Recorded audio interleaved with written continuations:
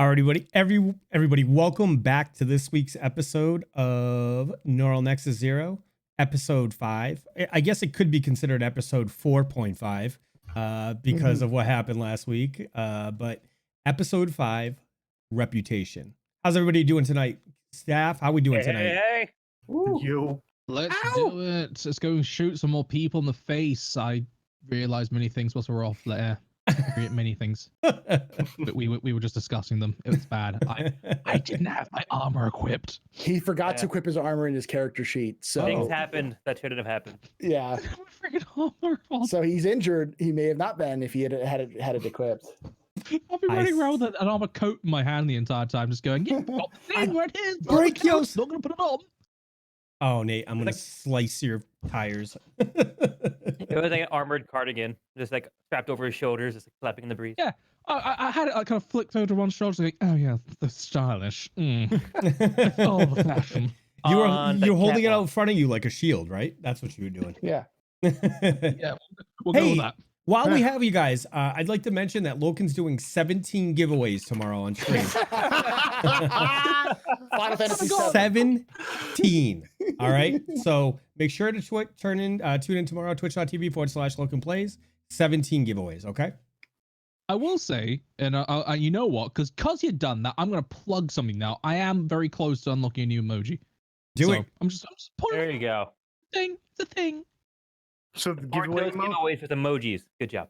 So you're trading emoji subs for prizes. Yeah, tomorrow. every 10 subs you get a giveaway. So all right, there you go, guys. Go support the captain. Come on, stop being, I don't know what.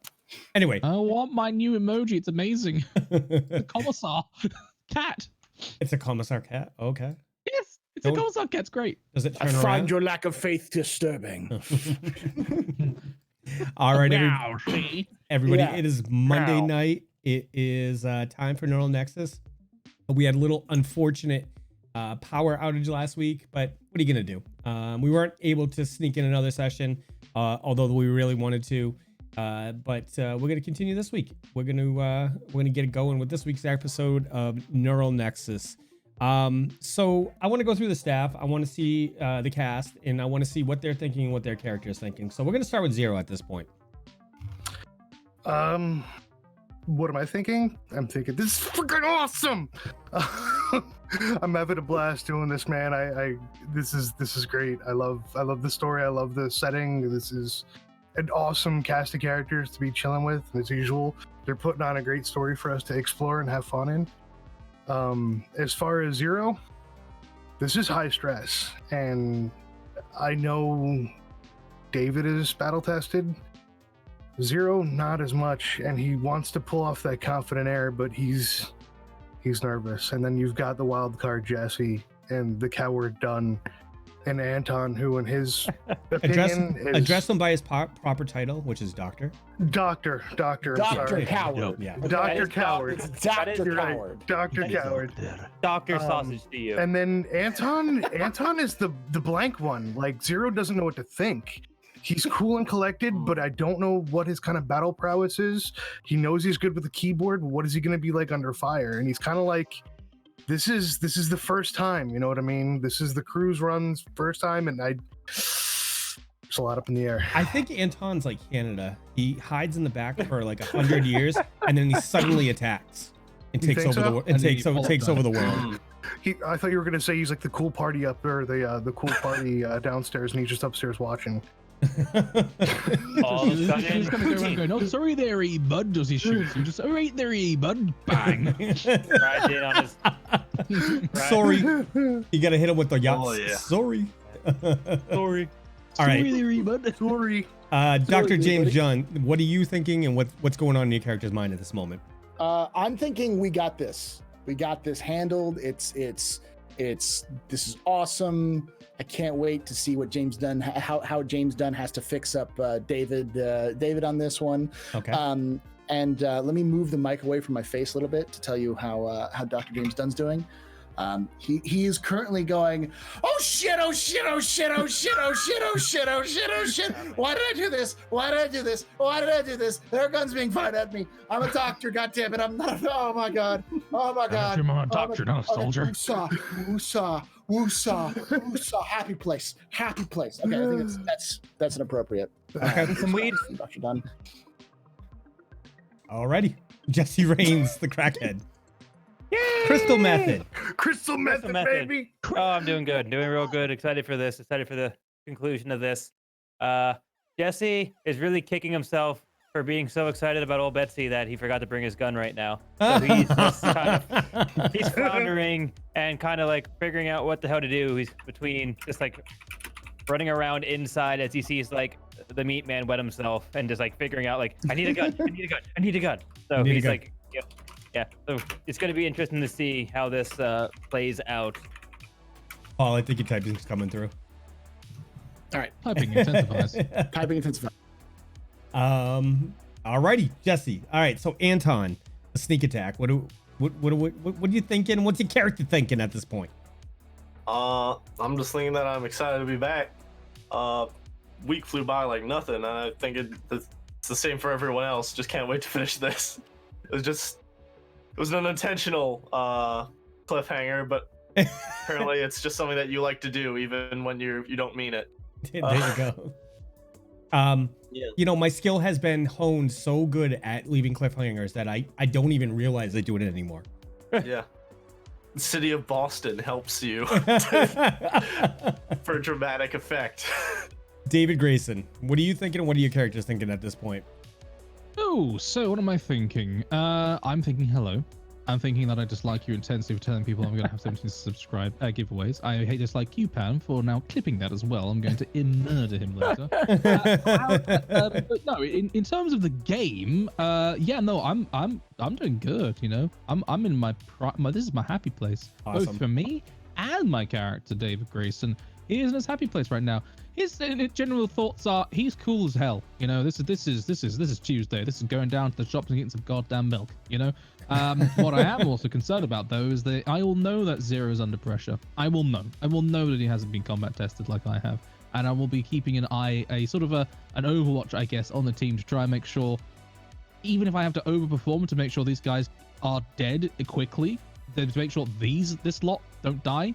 So be it, you know. I will be pushing myself to make sure these targets get taken out, so we can push on and complete the objective. Okay. And then it might be giving them some get weapons training. That's all I'm gonna say. Some gun discipline, maybe. Firearm safety. Is the gun loaded? I can't see it. Is the bullet in there? So, yes, that's what David's thinking. Alrighty. So I want to give a current count of the bennies that I just awarded to people. Xero, can you give me one back? I gave you one too many. Because only 19. Oh. I mean, he is so short-staffed on bennies that really it's critical. I've been using them too. I'm sorry. Benny to Loken from Pirate Core X. Benny to Anton from Quaman. So it says +1, but we're counting as a Benny for Xero. Benny to Anton from Nate's Knife Pit. Benny to Xero from Optimus Subprime Mortgage. Benny to Xero from Wolf's Blood, and a Benny to Xero from Queen Elfie. So, and then we also have one more to Xero from Quaman using points. Loken, you have been given one by Marshmallow Rampage. Thanks, Marsh. And Xero, I gotta give you this one. This one is from Gamer Mom Luna. And then I've got two from Orcrist to murder you guys, essentially. Oh, Yeah, I like Murdered. Someone gave another one to Xero for that even 20. There we go. That was Orcrist as well. Took care of Yep. All right. So guys, Class it's war been continues. Yeah. Splash in the pot with all those 21 bennies. Oh. So it's been a week, since we lost power. It's unfortunate, we had just engaged in combat and our party was getting into the thick of things and we lost power. It is what it is. I'm glad you guys are back this week. And for you guys who are joining us for the first time this week, you can save up your channel points to buy bennies for our cast here. What that does is give them the ability to soak damage when they take damage. It gives them the ability to re-roll rolls. So if they want to try for a better roll or they fail on a roll, it's a way for you guys to interact with the game and keep it interesting and keep it spicy. You can also give them to me too, so I can use them against the players. I'm just saying. You shut your mouth, Jesse. Right. There's a fly. There's a fly. Totally a fly. Totally a fly. You know, So it's a I bad just want to. combination today. So again, if you're new here tonight, this is a 1980s cyberpunk adventure set in Boston, Massachusetts, using the Savage World system, played live on the Fantasy Grounds framework. We will, in the next couple of weeks, be switching to Unity, but I have to do some bug testing to make sure it is ready for prime time, and that will give us dynamic lighting. So that's kind of fun. Yeah. I'm excited. There you go. That'd be sweet. Yeah. Hang on, what was that? What was this? So dynamic lighting, Loken, is that as you move your token around the map, your line of sight will be revealed as your token moves around the map. Ooh, that Yeah. sounds So, rad. Yeah, Yeah. our tokens have fog of war. It's cool. Yeah. Oh, that's Yep. cool. That's badass. It is. It's seriously cool. They're doing a lot of fun stuff with the Unity. They upgraded to a 64-bit architecture. They're doing cloud hosted games, so I won't actually have to host the game on my machine. It'll be you guys will just connect right into the cloud. There's a lot of really good features coming down the pipe. Check those guys out at fantasygrounds.com. And if you want to learn how to use Fantasy Grounds College, just Google it. Those guys are rad as fuck. They have so many classes and ways to teach you Fantasy Grounds. They're such good people, so I strongly encourage you to take a look at them. Along that vein, I during this difficult time, hopefully we can give you guys a little bit of entertainment, brighten up your day during this difficult time across the world. The only good thing going on right now is that a lot of TTRPG manufacturers or content creators are putting out a lot of free content.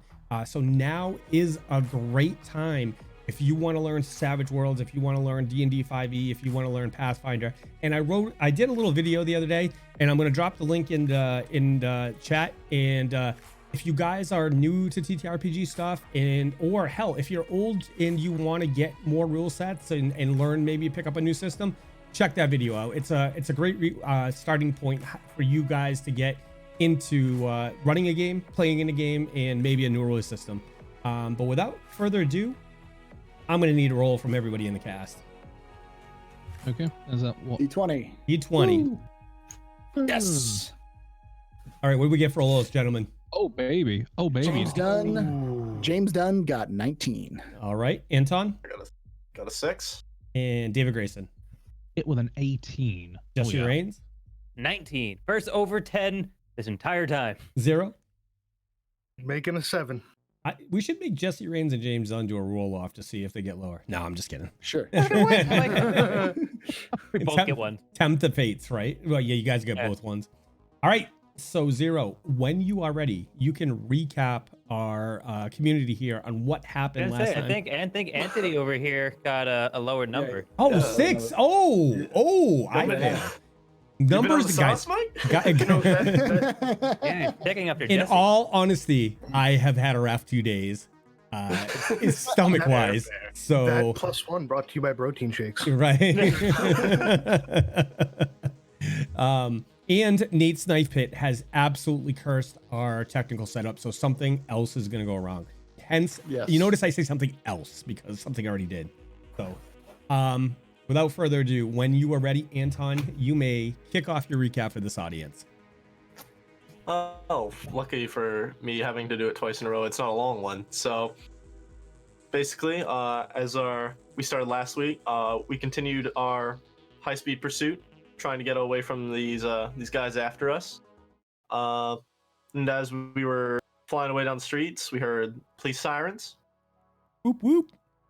Yep, coming in from all directions. And we just managed to evade them by pulling into some dark alley until they crossed by. Eventually, we end up at the dock. We have a quick survey of the area. Some of our more tactical operators going in and getting on top of the roof, seeing 3 guys watching the docks, all armed. And just as we're looking for the place to drop this case, good buddy David Greyson, I should just put a 9x19 straight through someone's skull. There you go. Lit him up. Yeah. Takes one in return, right in the shoulder. Be a good scar, good to tell later. And just as people start scurrying around as combat begins, we had our dramatic power cut, I'm afraid. So I'll have to see how it goes today. Alrighty. Cass, you ready to get this going? Yes, sir. Let's do this. Community. I'm ready to make the things happen. Community, you guys ready to get this going? Let me see some rips in chat for our players, because it's gonna be a, I don't know, they can have a good fight. I mean, when you bring a knife to the gunfight, I'm just saying, you know. All right, guys. Nexus initialization complete. When last we left off, we lost power. However, right before that, our party had engaged a series of baddies on the docks of Boston. David Greyson had shot and taken out one of the antagonists over there, and in return got a shot in the shoulder. When we left off, it was Zero's turn, and we're gonna lay it with him. All right. So for my turn, I'm going to run back towards the crystal method, Okay. shouting the trunk, as I slide him the package, and calling for my rifle. So pace to roll how many squares I can go, right? Yes. Okay, so I got to roll that. If you want to run. If you want to run, Yeah. if your base pace you can move, but if you want to run, you got to roll your pace, and that'll tell you how many how many squares you can run. You can move 6 base. If you want to do more than that, you have to roll. I'll close the gap with Jesse then, and I'll just hand off the case, and I'll yell those instructions for him. Okay. And that'll end my turn, so I got to go to the combat tractor and hit that. David Greyson. So, what just happened, just so you know, I want to explain this to you. We're relatively new to the system. When it got to your turn, because you had the shaken status, you automatically get a spirit roll every at the top of your turn to remove the shaken status. So it auto rolled it for you. You get a 3-1 for 2. You didn't hit the 4, so you're still shaken. You have the option at this point of using a Benny to clear shaken, or you can persist with the shaken status. So I'm going to use a Benny to clear shaken. So I'm going to drop that on here. Yeah. And do I need to roll anything? No, you don't. It automatically removes Okay, it. And I will take that away from you. So Thank you. that's like a free action. I don't believe it costs anything. So you are free to act at this point. So I'm gonna grunt at that point, because I'm just gonna be on my shoulder going, God damn it. You know, just it's Tuesday. I've been shot before, and I was like, I'm more annoyed than anything else. I've been shot. At that point, I'm gonna realize that there's some armor lying around on the floor, and I'm gonna pick that up and put it on, and I'm gonna go, well, hey, this is great. Now I've got some armor plating on, and then I'm immediately gonna try and engage the Gutterpunk human and return fire, because I'm now just annoyed. Okay. So with that, So I'd the like one to the one that the arrow is currently drawn to, that is the one that's down on the ground currently bleeding out. I just want to make, because it's been a week, so I want to make sure everybody's on the same page. Okay, cool. So I'll be aiming for the Gutterpunk to behind him, basically, the one next to the crate. Okay. Is there any way I can draw an arrow to that? I'm sorry, I'm being awfully bad. I don't. Well, it's your turn. If you target him, if you just click his token, I believe it'll give you the distance. There you go. There you go. Cool. Yeah. Right, so I'm going to be aiming for him, so I'm going to hit him with the Glock. You're gonna hit. Okay. Ooh. Oh, that's damage. Very You can roll to angry, shoot him very first. angry Damn it. David. Oh, you gave him 2. Oh. You need to roll to hit him first before you roll damage. All right, so I'm gonna take that effect off of him real quick. I'm just gonna remove. I'm sorry. I went for the damage roll, but I should have got them for the shooting roll. Yes. Yeah. My mistake. I'm sorry, guys. I'm sorry, podcast people. That's me being awful and you. No, It's so a good damage roll. If you hit him, we can use that. Okay, I'm gonna roll to hit him first. Okay. See, that's the great thing about us being new to the system and learning as we go. The community and the people out in the listening in the podcast will learn and grow with us, so that When they hear that comes up with a 12, they'll know that somebody's about to get their ass handed to them. So Exactly. Yeah. Okay, so when I roll to hit, do I drop it on the individual on the map? correct. Yes, sir. Okay, cool. All right. So Yeah. Okay, so I hit. what did you roll? I hit with this. I rolled a 6. There we go. Okay. And so that is a hit. Yep. And now let's see that damage. Unfortunately, I don't think it's going to do as well as it did before, but Yeah. I have faith in David Greyson. So David, roll for damage again. yes. Yeah. Okay. So Hit with a 6. David Greyson, he's shaken when he starts off, but he due to his experience, he just kind of, takes a couple deep breaths and just steels himself and shakes it off. He pops up out of cover, looks over at the guy, lets fire a shot at him, and the bullet clips the guy along the side of his throat. Blood drips down, and the baddie is currently shaken. And with that, I shall end my turn. Okay. All right. So as you guys watch, the guy on the ground that was bleeding out currently takes his last breath. His life leaves his body, and he lays there dead. You're a murderer. Anton. All right. To the group. Lovely. I'm sort of seeing this exchange of fire. I sort of know where they are. Yes. And I'm gonna try and make a mad sprint across this dock. Okay. So I'm gonna roll the run. 3. So 6 + 3 for a total of 9 squares. Yep. So 1, 2, 3, 4, 6, 7, 8, 9. All right. So you're Believe. running west, up towards the dock, towards the second building. Yeah, trying to get in cover over there. Okay. And I don't believe there's any action I can take to sort of No. other than like try and keep my head down just in case this wagon is sort of obstructing part of my body at this point. But I mean, you can pray. Not That's really. going to do much in this Yeah. world, but yeah, no, I'm just full on sprinting and there's not many more actions I could take. So let's just leave it at that Okay. and click the end turn. Top of the order. David Grayson, it's your turn. Damn. Oh, sweet. I do like how it's my turn again. Like how the cards fall there, baby. Yeah. Yes. It So, had a can wound on I- you, and I just cleared it. So This Wonderful. is something I was looking at because I've got a really hang bad on. roll. I was wondering if I can use a Benny to re-roll my action card. I'm not sure how that works though. look it up, and we'll continue with David Grayson's, and then if you want to jump in, if you're able to jump in with a Benny, then we'll go from there. Okay. Was I supposed to lose a wound? I took a wound from you because you had soaked it last time, and then you got the shaken status removed with the Benny. So Oh, okay, cool. Right, Yep. fantastic. Thank you. Yep. In that case, guess who's going to get shot again? I don't believe that removes your wound. The wound is still there. I think he But you soaked recover it from the last shit. time, No, he took 2 wounds. He soaked one of them, so he still has 1. so No. he can't remove the shaken status if he has 1 wound, right? Because No, you can remove Oh, okay. shaken. You still have the wound. okay. Which is still a -1. Yeah. It just means that Yeah. he can do actions because he's not shaken. Okay. Yep. Yeah. See, we're learning Okay, cool. together. Yay! So you Luke, recover and you well done.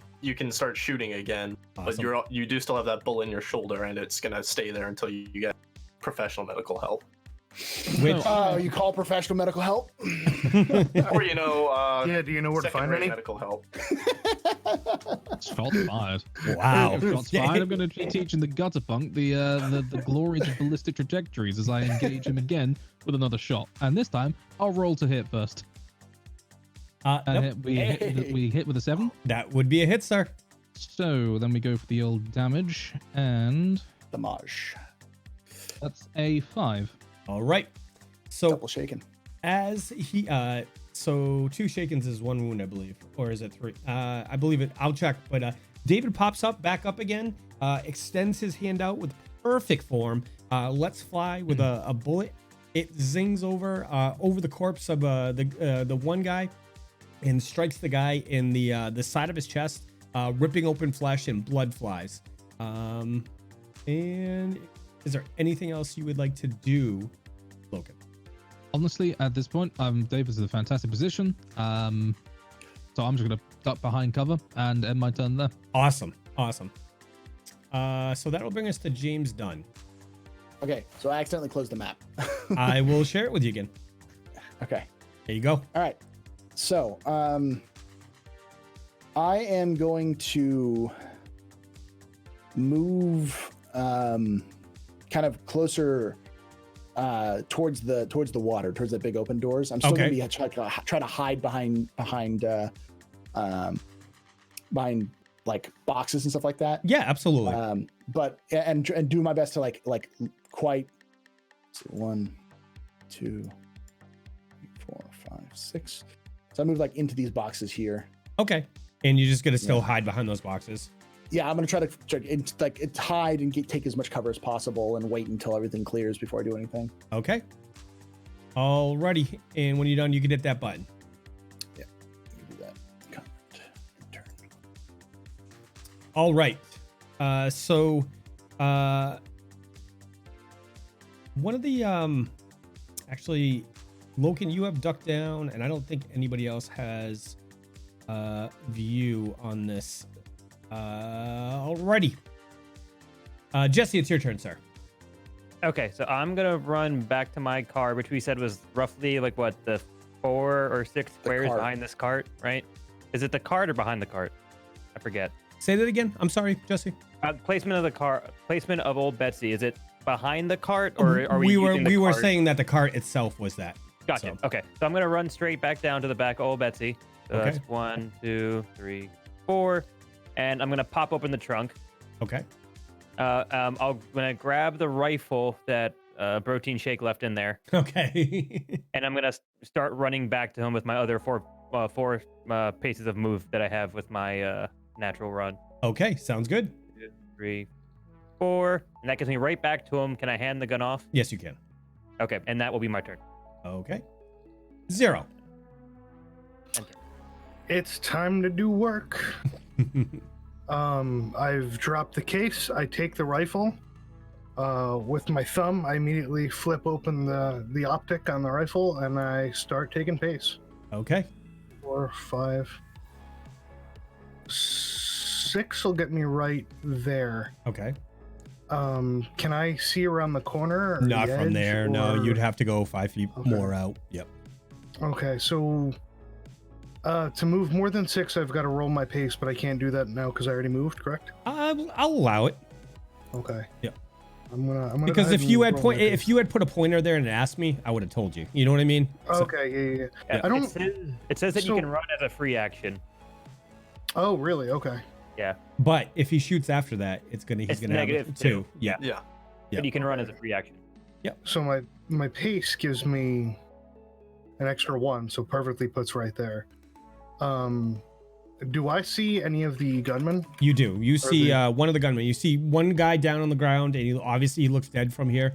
And then you see another guy right next to him All right, with his I'm gun. gonna- His gun's out, and he's kind of pointed up at the. He's looking up at the roof, waiting for a target.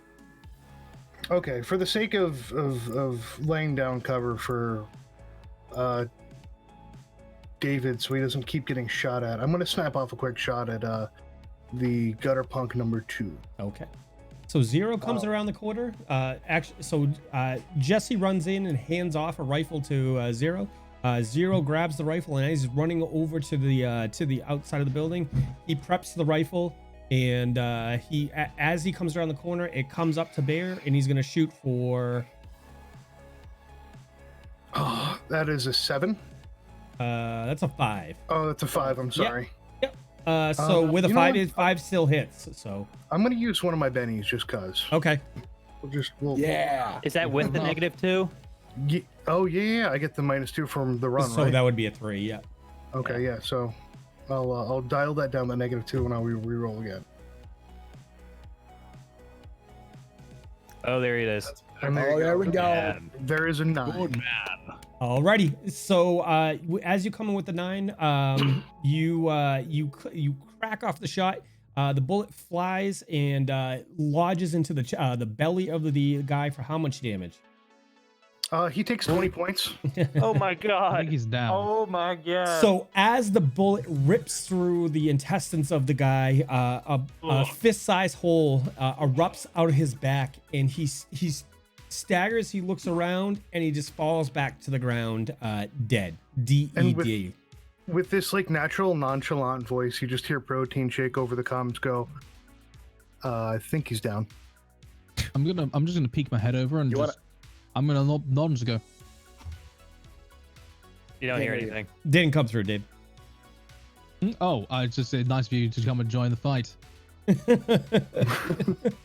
you need a medical opinion about his death? Medical opinion. We need a medical opinion for that burn. Yeah. All right, and that brings us to one of the down guys. I'm gonna apply. I think I have to apply all these wounds. Apply, and he did. Anton. He did, yeah. He did. Wonderful. I'm going to just simply move here. I think, sort of crouch down behind this wagon, or Yep, it's a wagon, or it'd be like like a stall. yeah, right there. Yep. And I think I'm just gonna, instead of they're watching the right, so I'm gonna watch straight ahead and pretty much just prepare an action to shoot at anything that comes around that corner. You're gonna prepare an action. Okay. To shoot. Okay. Alrighty, sounds good. That brings us to, is that top of the order again? I believe. Yeah. Mhm. Top of the order.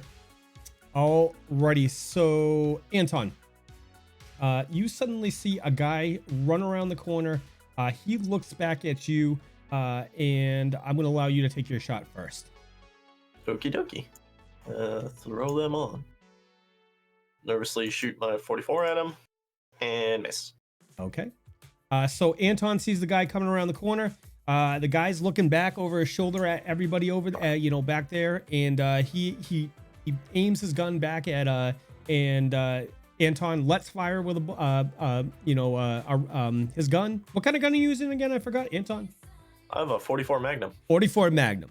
So he whips out his hand cannon, lets fire with a round from the weapon, and it rips past the guy.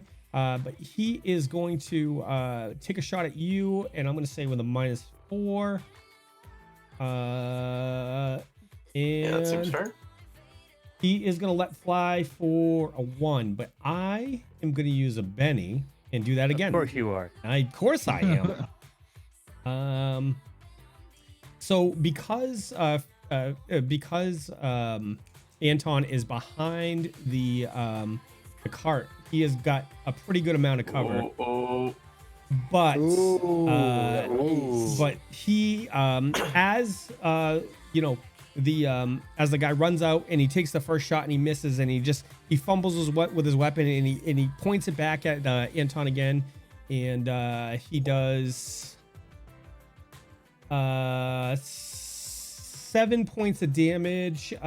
So what is your toughness? I believe it's 5. Okay. So just a shaken. So you are currently shaking. So the bullet rips through the stall that Anton has ducked behind, and clips him. Not enough to do a lot of damage, but it definitely Anton is shook up at this point.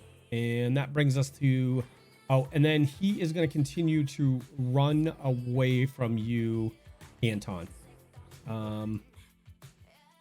So he runs about 6 more. I'm sorry, I gotta roll at pace. 11. He runs 11 more. No, it would be 6 more because he moved 5. 7 more because he already moved 4 squares. So he gets about. You almost lose sight of him. I'm gonna hide him, but you almost lose sight of him. But he is clearly running away at this point, Anton. Okay. Okay. Jesse, your turn. Okay, so I'm gonna go 1, 2, 3, 4, and check to see if this door is locked. Door's not locked. So Jesse's gonna do what he does. He's gonna kick open the door just for the fuck of it. In a because like in his mind he's in an action movie, so he like kicks the door and like does like a roll out of the door, and he's gonna like keep going. So 5, 6, 7, 8, and I'm gonna roll my pace die. Hopefully it's a good one.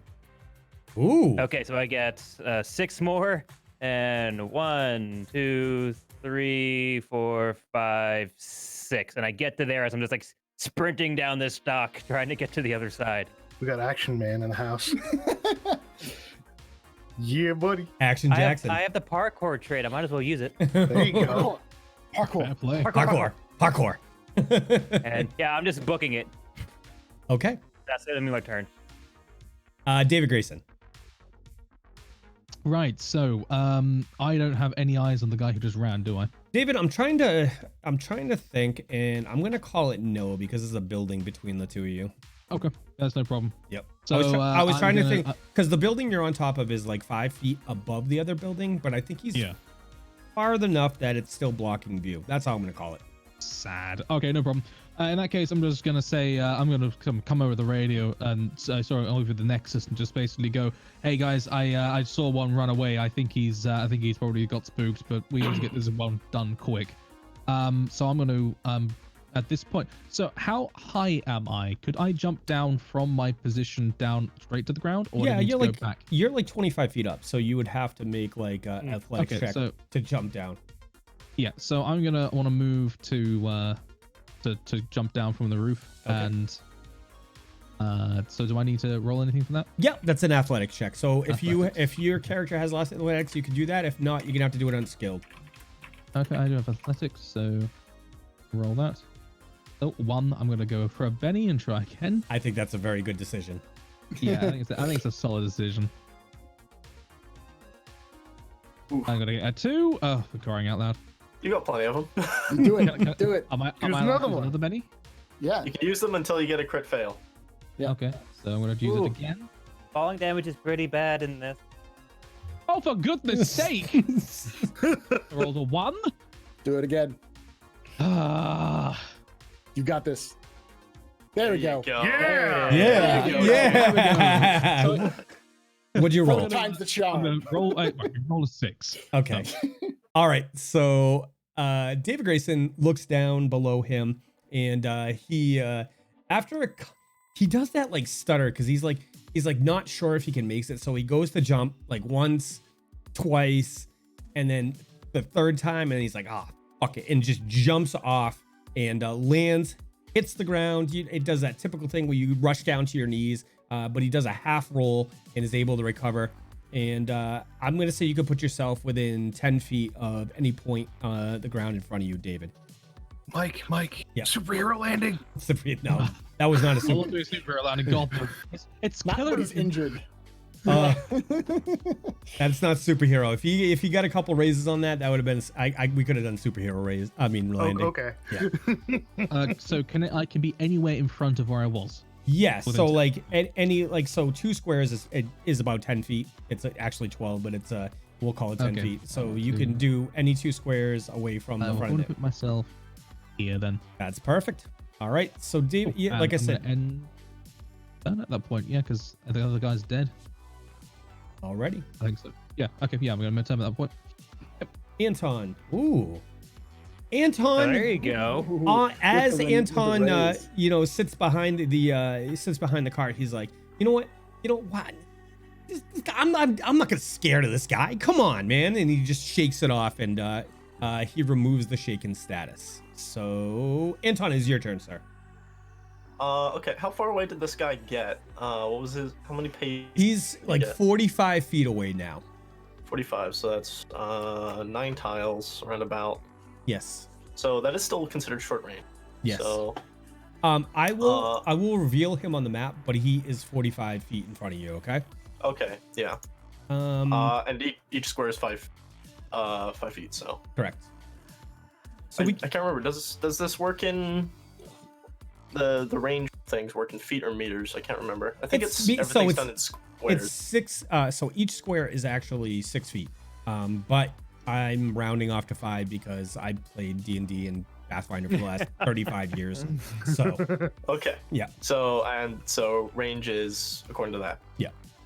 Okay, so this is. I think if you actually click on them, it'll give you the exact range. But I'm could be wrong. I don't see anything when I click on them. Do I have to click on them a certain way? Does that? It just. Yes. What did you just do? I control clicked on them, but I don't see a number. It doesn't give you. It doesn't give you a range. Okay, that's fine. Okay. Let's.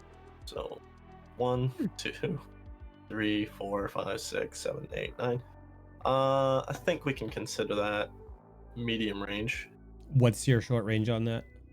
On that weapon? Short range is 12 meters. Medium range is 24, or So 12, 24, and 48. So let's round up. So 36 would be 40 feet. So he's 5 feet outside of your short range.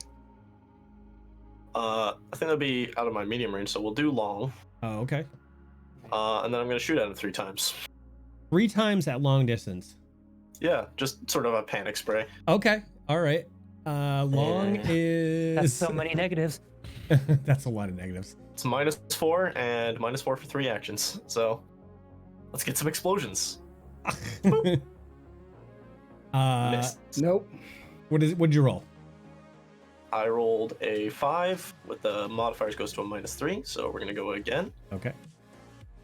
As soon as it, I think. A 5 minus 8 for -3. I believe you.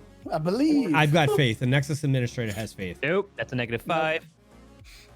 And come on, throw me a 6. There's 1. There we go. That's not enough. And then -1 on the last one. Boop. And we'll throw a Benny, just because why not? We'll reroll one of those. Okay. All Try right. it. Why Do not? it. We see that 26 from the hacking check. You just- Sixes. Oh, what'd you get? So close. With Give the me- modifiers, we got to a 3, so it just whizzes by a 0, So I think. that's 11 minus 8 because he had a -8 to hit Yeah. because he attacked. He did Wow. 3 attacks in this round, and then the guy is in his long distance range, so he had a total of -8. So 11 minus 8 for 3. Just Yep, missed. just scare him away. That close. Made. That one will scare him. That close. Okay. Zero, it's your turn, sir. All right, so I'm at the side of the building. I want to follow the same path David went to get up the side of the building from here. Okay, so that would be the boxes just to the east of you. You'd have to go up those boxes and onto the roof. Okay, so 1, 2, 3 boxes count for 1. Before sir? you do this, I want to make sure you understand that guy. The guy is he's on the map right now just for the sake of Anton having him in range. But Okay. he is about 40 feet off the map right now. Okay, if I get to about here with my like pace run, would I be able to get sight of him? Yeah, I would say so. Yeah. Okay, Yeah. so I was right there. 1, 2, 3. What do you want to call the climb other than just the climb action? That was I believe we did 2 pace to get up on top of the building. Okay. Yeah. 3, 4. So that's a 5 to get there on top of the building. Yep. And I've got a pace of 6, so we're gonna move me over there, and then I'll roll my pace. So you got Oh, 6 no. more. No, that didn't roll. That just Oh, pasted you- my okay. pace. I don't It know gave why. him what his pace was, yeah. Yeah. Yeah. So there's another 5. There you go. There you go. So 1, 2, 3, 4, 5 on top of the building. Yep, that would work. And then line of sight to the bounty hunter. I don't know how far away he is. So at this But, point, oh god, so he is going to be 1, 2, 3, 4, 5, 6, 7, 8, 9, 10, 11, 12, 13, 14, 15, 16, 17, 18, 23 squares away. So that would be somebody's a teacher in here. Help me out. 23 times 5. Okay, let me- 5 is let me- 115. So let me use my handy dandy teacher tool called a calculator. Oh, 115. 115. Okay. So Don't at me, bro.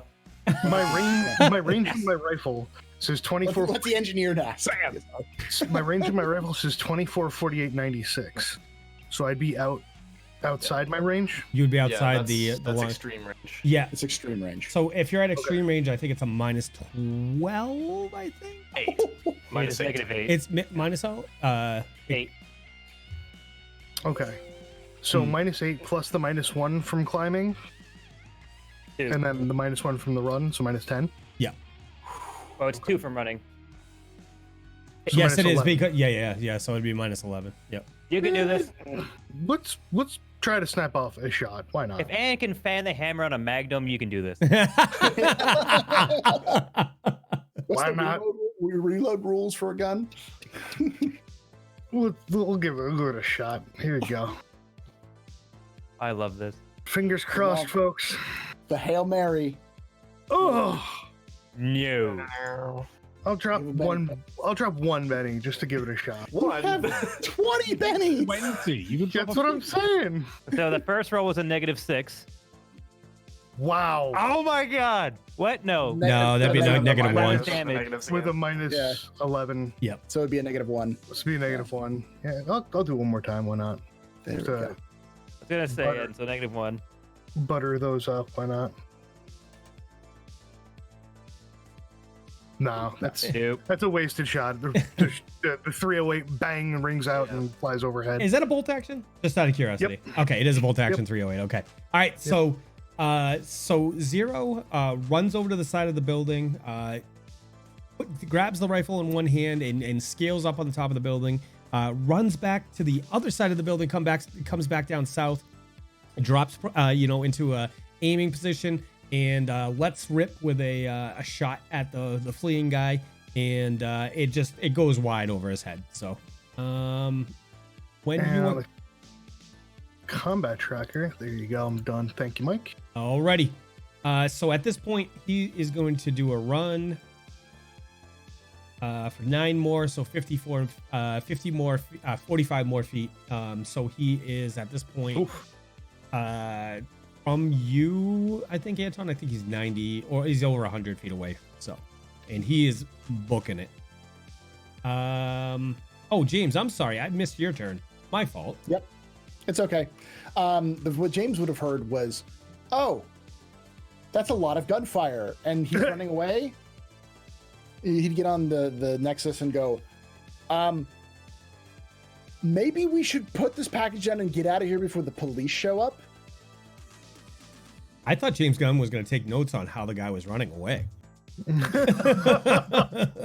at that ass. And They don't call me the meat man for nothing. Oh, man.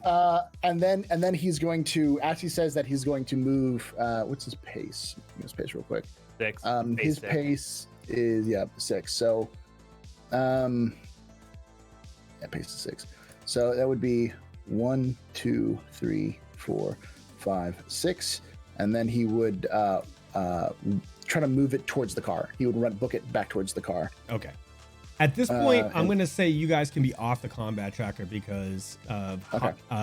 if you want to pursue, that's completely up to you guys. But at this point, that guy is booking as fast as he can out of there. So, Okay. James would head back to the car. He would just go back to the car and get in and close the door and kind of shrink down a little bit. okay. Like Jesse's gonna run up. He's gonna run up to these stairs. He's gonna do like a flip onto the stair and then like another jump onto the other level, and he's gonna keep on running back towards the dock. So I'm gonna say keep on running. I'm gonna get back to the end of the dock over here and Yep. do another front flip off the dock Acrobatics. onto this little platform Give me here. an acrobatics if you're going to do a front flip. Yeah, let's do this. I cannot. Athletics? Is Yeah. it athletics or acrobatics? Athletics, I believe it is.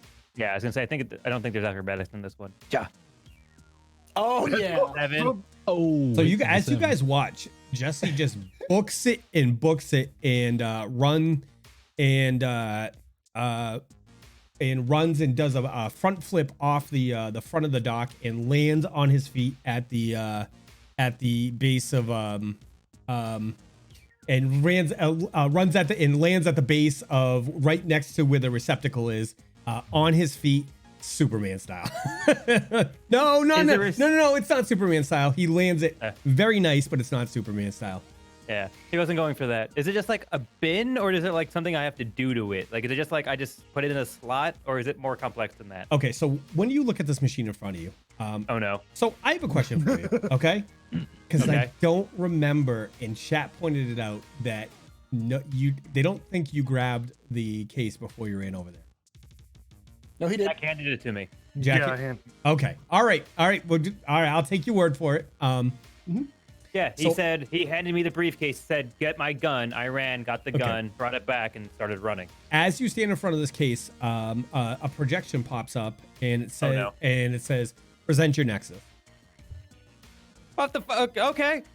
And- So as you present your Nexus over the it glows green, a little circle spins, and it glows green, and Go on. hold on 1 second. So it glows green, and all of a sudden the door slides down, and there's an open slot. Jesse's just gonna slam it in.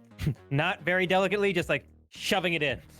All right, As quickly as he can get it out of his hands. All right, so you slide it into the slot. It rotates back up, and with a it hermetically seals. Guys, the box closed. Let's get back. Let's go. Let's go. Let's go. Let's go. Let's go. Let's go. Let's go. Hold let's on, go. I need to loot these fuckers first. I'm gonna run back up. happening. I'm Oh, going no, to be I'm moving gonna up help. to the bodies. I'm going to tell Jesse Yeah. to step off and let me have a look at the guns first. No, I'm rooting through this shit because I got there first, and I'm grabbing whatever I can find. If it's guns, if it's money, I'm grabbing everything. You can distribute it later. So Just so fucking grab it. at this point, I am going to look at the other one that he's not ravaging through Okay. and see what I can find inside of the body. Oh, on the body, the person. Come Any on. weapons, any ammunition, any money, anything basically that isn't nailed down. Okay, so David, we'll resolve crackhead first, crystal method. So Yes, as Jesse runs over to the body, he starts running in the guy's pockets. He leans down. The guy's got like a really shitty ripped leather coat with the arms ripped off. His clothes are just low rent shit. He's got like a 2-foot club slung into like a side pocket, like on his by his belt.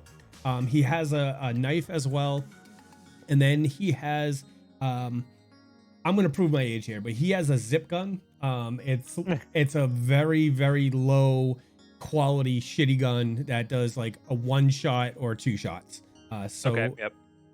And David, as you reach down to the other guy, he's got something very similar. So Okay. In that case, I will probably just take the knife. Okay. If my one has a knife. okay, Does he have yep. a wallet? No. Damn. So, Okay. That's just so everything because on his person. He's just stuffing into pockets. So because we're new to this world, I just want to explain something. Generally, somebody won't like cash is not really a Oh, thing. okay. Because everything is done through your Nexus. We'll get into it later, and as we get through the game. But just as a general rule, but I don't want to discourage you from rifling the bodies because I mean, Okay. it's a thing. So Yep. Yep. Okay, so yeah, Jesse will grab the club, the knife, and the zip gun. He just gets everything. okay. I mean, shooting these guys, we probably just added a few zeros to their debt. Yeah. Mike, while I'm up here, I want to provide Overwatch and drop a stealth roll to kind of hide myself on the roof. Sure. While Let I'm me- like looking around to make sure nobody's coming up on us. Let me see it. So a stealth roll first. Oh, I Damn. vanished with a 21. he becomes the shadows. He does the Darkwing Duck style. Yes. I am the turd that flaps the night. Hold on. I don't have a big enough one. It's just like at one point he's there, and the next he's gone. So Zero, you melt into the shadows on the top of the building. You position yourself in such a way that you're hiding in broad daylight, but you're using the top of the building to your advantage, and you think you've done a good job while finding a spot to hide behind. So Okay, and That's a 21 for our listeners. and an active notice. Do I roll now, or do you want me to just yeah. be aware? Yep. Okay. Give me a notice roll, a general notice roll. Yep. All right. Here we go. That'll be a 4. Okay. All right. What is everybody else doing at this point? So I'm I'm just going to grab the knife out of the body that I was Oh, Yep. through. I was gonna go over the Nexus real quickly and just be like, dump the bodies in the ocean. Okay. Grab. So I'm going to shrug, grab my I don't body. want to. Yeah. Yeah, I I'm don't gonna want them grab- to find any evidence, or at least dump it so there's not as much evidence if they find the bodies. Yep. So basically, just gonna grab him. Gonna grab the guy that I shot. Just gonna toss him into the ocean with Okay. all of his gear. Okay. Other than the knife that I've taken. And I would do I have enough time to have a look inside of the warehouse to see if I can find anything interesting? That's up for you. That's a question for you and your party. I think it'd be better if we break up and get out of here. You know, we've got, Yeah. and I'm gonna come over the Nexus basically say, all right, we've taken a look through the bodies. We've got the package delivered. Let's tear down and get the heck out of here before the cops arrive. Everybody get to the Betsy. Mike, before I dismount the building, I'm gonna Yep. police my brass on the top and then drop to the first place I shot and Sure. police my brass in there as well. All right. Oh, can you? I'm gonna actually come over the comms and say, hey Zero, as you're up there, mate, could you get mine as well? Copy. I'll do his as well before I drop down. Okay. Sounds good. Cheers. My gun does it for me. Give me. It's true. Give me a notice roll. 0, please. Okay. I'll use a Benny. Okay. The original roll being a 3, Okay. and the follow-up roll being a oh my god, an 8. Okay. All right. You Very think nice. you think back and you're like, okay, so David did X amount of shots. Okay. And I did, X amount of shots. Okay. And then as you look around and you search, you line up the amount of brass that you find to the amount of shots that were taken. Okay, cool. Cool. With that, I'm gonna make my way back to the vehicle. I'm Same. just gonna walk back. I'm basically gonna, hustle back to Yep. Betsy as quick as I can. Okay. All right. So you guys, I mean, you're not on initiative right now, so you don't have to move by your pace. You can just Okay. move over to the car. But Jesse would like to run by them. Just because. Okay. I will demand Yeah, that you're- David sit in the center. Like David's in the center. I need to take a look. Okay. Oh, Yeah. right. Yeah, I'm sort of gonna go. Wait, what? I'm gonna look at you, Dr. Dunn, for a minute, and I'm gonna go. Oh, right, that. Yeah. Yeah. And the second you hesitate to say what, I reach out and I put my finger in the bullet hole. Oh.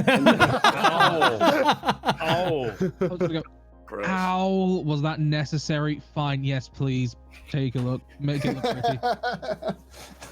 All right. So I'll do this before we leave. I'll do a medical check to try to Sure. remove that +1. Sure. Now I'm going to double check this, but I'm pretty sure that the Has to be done within the hour. And Yes. and my med kit. I'm trying to find the description for it. It has 5 uses, but it has a +1 to a healing skill. Can Yep. I, while we're in the car packing up and leaving and he's doing this, can I roll a healing check to assist him? do you have healing? I do. I've got a D4 in healing. Okay. Yep. Okay. All right. And then I'm going to do a healing check with a +1. There Dr. we go. Dunn, I assist you with a 6. So that gives you And a I got a plus. 6. Okay, so you have a total of 8. So that would be 8. considered a raise, and I believe you are able to remove that bullet. You grab him by the shoulder, and tell me how you take it out. Let everybody know how you take it out. So the med kit is very basic, but I have enough things so that I kind of grab him by the shoulder. I take a look at David and I go, "Hey, David, Mhm. I think Jesse's calling for you." Huh? I'm just gonna go and roll my eyes. I'm gonna get the knife. It's got one of those rubberized bits. Bite down it. And go, all right, go for it. Before you even bite it, I just reach in with the fingers and go, "Foop," look, feel around, grab it, and pull it out as quickly as possible. Oh. That's gonna hurt. Everybody, yeah. I'm just gonna go. Did you sanitize your hands? Yeah, that's not good social distancing, I've got guys. gloves. Oh, great, Look at me. gloves. I got gloves. Fantastic. And then I clean the wound as best I can, and I just start wrapping it with an ace bandage. And Okay. What do you clean it with? Do you spit in it and start rubbing it around? No, I pee in the in Oh, that's even worse. I would like to not be practiced upon by 18th century medicine, please. Thanks. You know, I need not a getting doctor's- leeches out. I need the doctor's mask, the plague doctor's mask, and Yeah. be like, leeches. Where are my leeches? Oh, good lord. Nah, you just gotta rub some salt in it. That fixes it, kid. That's everything. I probably have tequila in the car or something if you need it. We don't have tongs or anything like that, so there's a basic medical kit. So I'm basically doing what All I right. can. And then, Everybody, give me a nose roll, please. Yeah. Boo. Confidence. Oh. Jesse got a 3. Given my current predicament being operated on, I think a 2 is okay. I'm not gonna notice much with the pain. All right. 0 with a 7. Okay, and Dunn got a 5. okay. So anybody that made a success on that roll, here's the sound of sirens off in the distance. You hear 2 separate sets of sirens. One, no, you hear two separate. You hear 2 sets of sirens coming. Jesse, Yes, sir. Let's drive. hustle. Woo! Let's see if you can get that car going. Oh, hold on, Oh, hold on, Benny. This would be a really bad time to not be able to fix my This car. would be great. This would be great. there There we it go. is. There it is. That's an 11. Okay. Plugged in and driving away. I don't know where I'm driving, but I'm peeling out. Jesse, because you did so well with that roll, what I'm going to do is I'm going to allow you to, for the next time you get in your car, you have skillfully got your car going. So the next time you guys have to shut off the car and start the car again, it'll be an automatic success. Okay. Woo! Okay, awesome. Sweet. Alrighty. And So then you I'm just guys, peeling it out and going. okay. All right. So where are you guys headed at this point? No fucking idea. Jesse's just driving. Okay. Drive us. I don't know where the sound's coming from. I'm Yeah. just going. So I guess I'm going like south west away from the docks back towards center Boston. Okay. Yeah. And I don't know where else to go. That'd be a conversation. Be like, guys, where the fuck am I going? I'm gonna say they should go and get a payment. Just before we forget to do it, David, feel free to remove your wound from your character sheet. Yeah. Oh, thank you for Did it actually reminding me. get healed? How do I remove that? Oh, I just click it. There you go. Do we have to go back to the fucking pawn shop? Is he paying us directly? What the hell are we getting our money? No, we got to go to the Sinferno. Oh, that's right. That's son of a bitch. Back and hide, or upper side hide, whatever it's called. Yep. Fancy So- hide. I've got my bolt gun on the floor and I'm like trying to adjust it so like it's very carefully not stepped on. And I'm like, I've got my hands bloody. I'm like I got like my like massive arms wrapped around David, helping the doctor remove this freaking bullet from his shoulder. And I'm like peering over like David's over other shoulder going, "You're really good with that thing." you're really good with that Glock. Oh, I was. It's gonna become out so left field because I'm so used to it. I'm just gonna. Oh, thank you. Yes, well, you know, I've used it a bit. It's warm for a reason. Of course, at this point, I would like to, you know, I guess I'll just sort of like look. I'll sort of look down and just, you know, as he's complimenting, just look at the gun and, you know, I'm gonna have that momentary sort of like that moment where I'm gonna just think about how many times I've used it and how many lives I might have taken with it before just sort of like just coming out of it and just putting it back in its little secret compartment bit so it's obscured away from anybody. I shake my head and go, it's not a thing to be proud about. Taking lives is not exactly the most ideal situation in anything, even in the messed up time we live in. I'll look over to the doctor as he's working on me, and I'll just sort of give a sort of a half shrug and go, I don't disagree. I've only ever fired when fired upon, and I've only ever fired in defense. Did we just fire an offense? Well, technically, I guess, but In so much as they had weapons, there were targets that were going to try and engage us. You know, rules of engagement is so much and so forth. You know, it's not like I do this for kicks or for fun. Just because I'm good at something doesn't mean I necessarily enjoy it. You know, and with that, I'm sort of just going to, you know, sort of shrug the rest of the questions, you know, any further, you know, retorts or questions off, and just sort of, you know, and I'm just going to say, I'll fix my shoulder for God's sake. It really bloody stings. I look over at Doc or at Ant and go, Ant, can you listen for those sirens? Tell us where it's coming from. Yeah, I'll keep an ear out, see if I can't find something. All right. So so you guys are driving to Sinferno at this point? I believe so. Yeah, I think that's where I'm going. All right, Jesse, give me 2 percentage rolls, please. And they will be high. Okay. 45. Come on. What's the second one? Yeah. There it goes. And the second one, 78. Okay. All right. So it takes you about half hour, 45 minutes to get back over to Sinferno. You guys pull up to the building, and you see the familiar face of that brick shit house of the bouncer standing out in front of it. There's a couple bouncers out there, and that's what you see. Guys, do we need to be worried before we go in here? Let me take it first. I step out, dust off. I take the gloves off before everything. Put them nice and neatly, kind of put them away so I don't have blood on my hands. I step up behind you and I make no qualms about leaving the blood on me. Okay. I walk up and I kind of dust myself off and go, Roland, right? Yes. Good to see you again, sir. Yeah, we're here. We're finishing up the our business with Mr. McTire. Who currently has blood on him at this point? Who has not covered up? Xero. Okay. I guess I would have some too, given that I got shot. Most likely. Mm-hmm. Are you making any attempt to cover it up at this point, David Greyson? In Maybe you so should much just stay in as the car.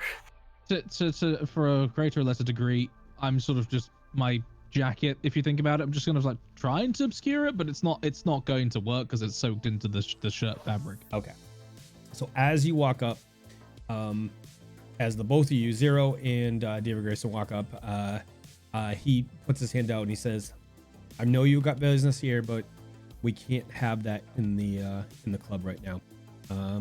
Visible blood brings unwanted attention, and we have discerning clients here that value their privacy and discretion."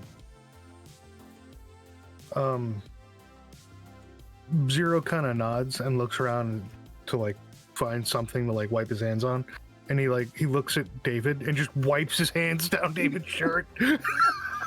And I give a just a look, just a cock one eyebrow up, just look at him and just shake my head. What? You're already dirty. You are buying me a new one. Just David, we'll have our friend here took a little bit of a spill. We'll have him stay in the car. Oh, spill. I see. Yeah. I'll sort of just look to Xero and I'll do this. So he brings his head down. Lean And I'll down just a go. little bit. I'll just go. Keep an eye on him. Don't let him get killed. Before I sit myself down. I nod after I'm done wiping my hands off on him, and I stick close to the dock, following him in. Okay. Everybody else is going inside and leaving David outside? I'm staying in the car. Okay. Jesse will go in with him. Okay. Okay. Good. I adjust my lab coat and just go. Are we good now, Roland? We are. You may proceed, sirs. All right. So I walk in. There's kind of taken the macabre atmosphere. The practically Stoker-esque. Yes, that would be fairly accurate. Of this club, and go back to the same place where retreat the same place where we were before, and where we went to go meet. Sure. With McTire, and see if he's still there. It's only been like an hour, or a little bit than that. At this point, because it took you about 40 minutes to get back over, it's been about close to 3 hours. So, I'm sorry, about 2.5 hours, because you guys made it with about 10 minutes to spare. So, so he sees you, and a smile widens on his face as you guys walk over, and yes, you're back. Yes, the little business you had us attend to has been done. Okay. Yes, I did get the confirmation, and sit down. I sit down. I gesture for the rest of the guys to sit down. I kind of glance back and forth, and I sit next to Dunn. So he looks over at you, James, and says, You guys did good despite the obstacles. You knew about those? I mean, when you build a relationship with somebody, you need to know who you're dealing with, right? It's a fair estimate. My So, friend, my friend David may disagree, but fair estimate. it's a scratch, right? Nothing I can't handle. Fair enough. So, when I decide that I want to do business with somebody, I need to know who I'm doing business with. I need to know their limits, and I need to know if they can be trusted.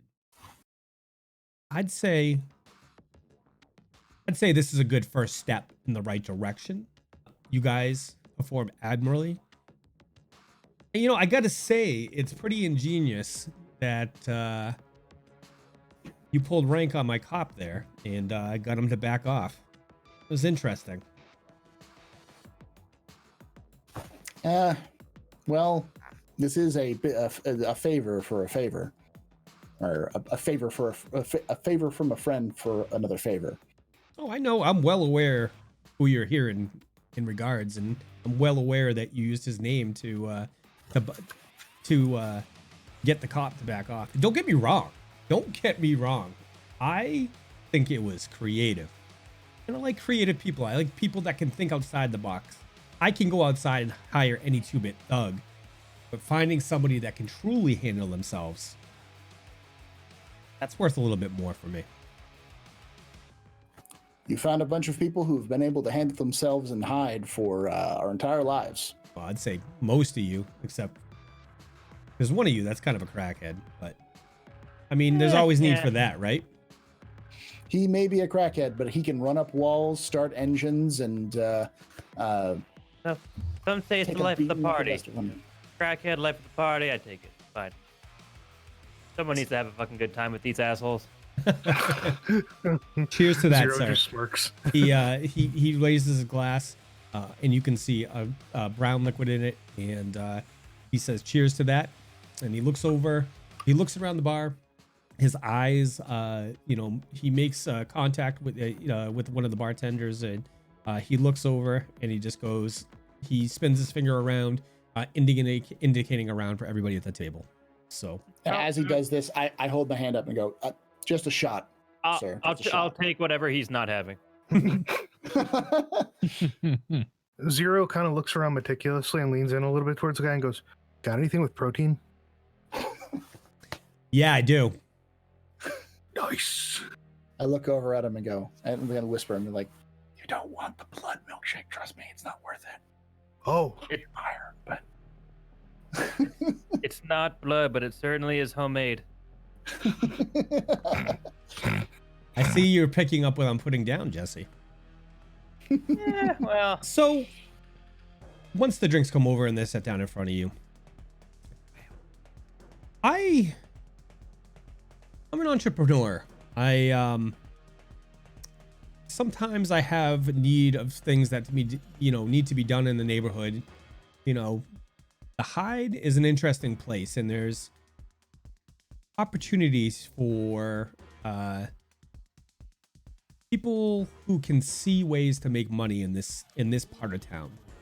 The rest of the city looks down on us. I mean, the only thing worse than here is the fives, and I mean, it's all relative, right?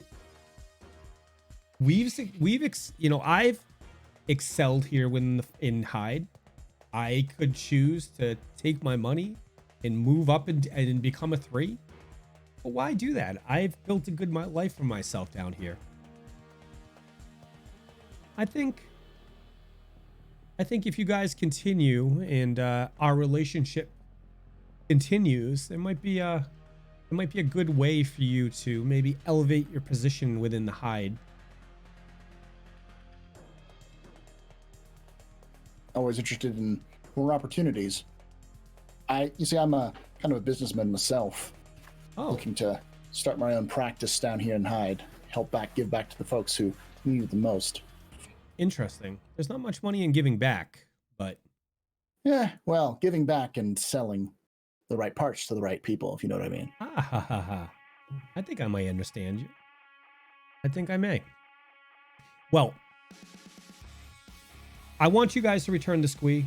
I've sent him a message, and he'll get you set up with your payment. And I'm gonna throw in a little bonus. You guys did well. God, I thought the bomb was gonna get you guys. I thought the countdown was gonna get you guys. Yeah, that was fucking whack, man. That was some You bullshit. You should see your faces when Right. it started clicking. Wait, you have a fucking video of that, man? I'm Have a sure he good- has the video of the whole thing. Have a good day. Oh, And he what? I need a copy. and he kind of dismisses you. I cheers with the shot and throw it back and say, I look at Jesse and Snap and go, doggy bag, let's go. Ah, fuck off. I finished my drink. Zero looks visibly angry. Doesn't say anything, just looks upset. I walk out, and the second I walk out, I kind of tip do this little thing to Roland and be like, hey, Roland, good to see you. Tell Good to your see you. friends if they're looking for some quality parts, I can help them out with that. I'll keep you in mind. And he holds his Nexus out to you and goes, pass me your contact information. Yeah, take my Nexus and flip it over to him. Okay. Yeah, they call him the meat man for the reason. He can really give you a good night. Shut up, Jesse. And I just go back to the car and sit down and wait for Jesse to get in and close the door and then let out a long. I Get look in. over at this point at James and I go, how'd it go then? It was all a setup. Oh, I mean, that was obvious. Yeah, it was a test. And I'm Fair glad enough. that Protein Shake didn't take his head off. And I'll look over at Zero and go, Oye, me diga tú. well, I'm sort of, at this point, I'm just sort of like, I've got my arms back in the car and I'll go, well, at least we passed. So what's the next step? We go to Get paid? yeah, we got a bonus for our. Was he pleased? work.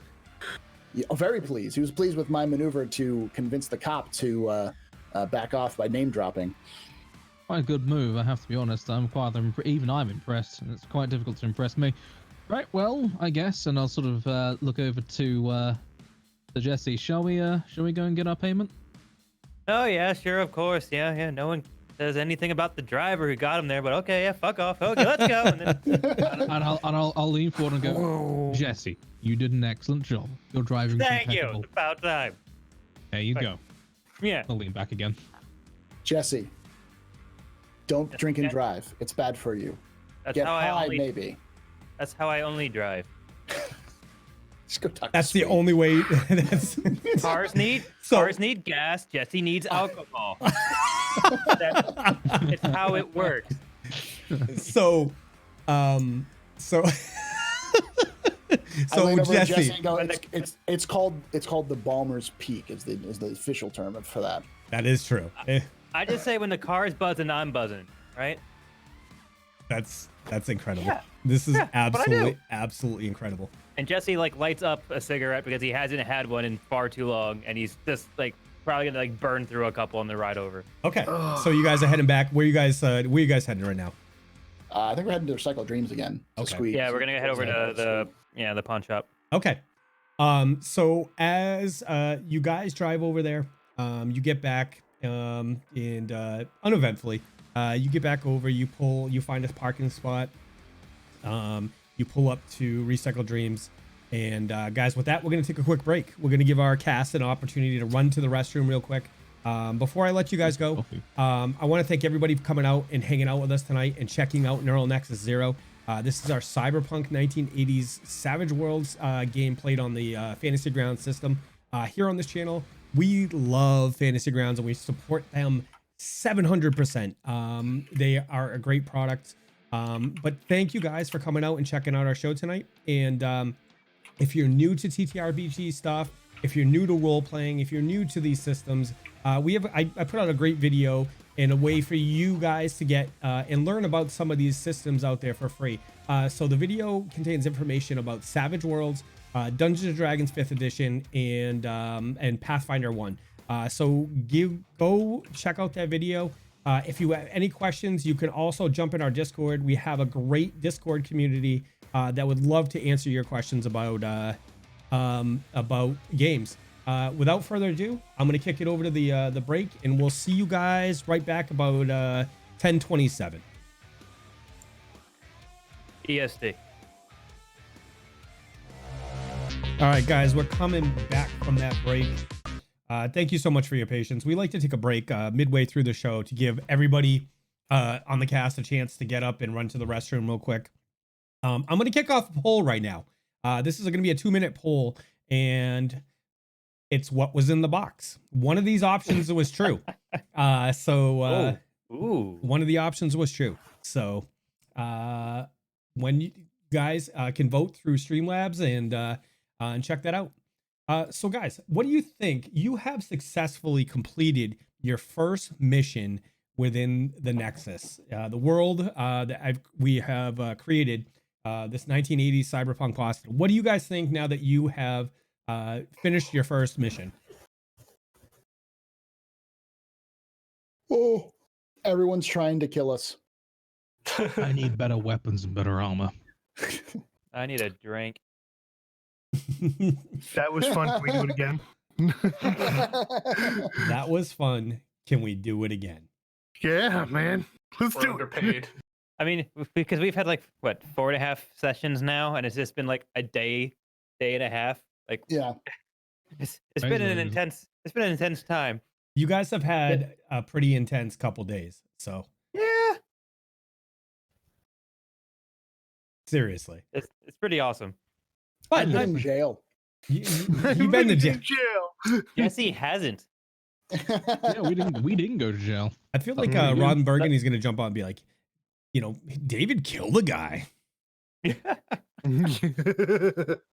that be a lesson to you kids. The doctor went to jail. The crackhead didn't. Stay out of school. Stay out of school, kids. Stay out of school, folks. Yeah, and everyone be worried about the lizard men. The lizard men are real. The lizard men? I mean, the lizard men quite possibly could be real. We are working for the lizard men, which is the only reason why we're not dead. You know, that's a valid theory. I would honestly say that's a valid theory. So, all right, we're coming to the end of this poll, and we'll view the results. And so the community with 64% of the vote have said a recorder saying it failed. Cass, what do you guys think? So I think so. I think as well. I think so. Okay. I think given the fact it was a test. See, I think it was a little nefarious. I think they were going to screw with us. It was going to be like glitter with like super glue on it, and it only activated when it hit air. So like if we opened it up, it would like air burst and fill the cabin. We'd all get covered in glitter. So if we showed back up, we couldn't lie. They'd know. Thank you for giving me that idea for next It's like time. a die pack. Damn it! I appreciate it. Infabulate, exactly. Infabulate. All right, so it was a recorder saying that they failed. As they opened the case, it was going to go off and let the players know. So the penalty for failing this mission was the players were going to take a step back in their relationship with this new contact, and they were also going to lose some street rep, some street cred. But our players did very well here, and hats off to them. And also, I would like to say that he let 2 men die for a test. They were probably. They didn't die. I wasn't going to call them crackheads, but they're probably not great people. Don't worry, we killed them quickly and painlessly. It's better than most deaths.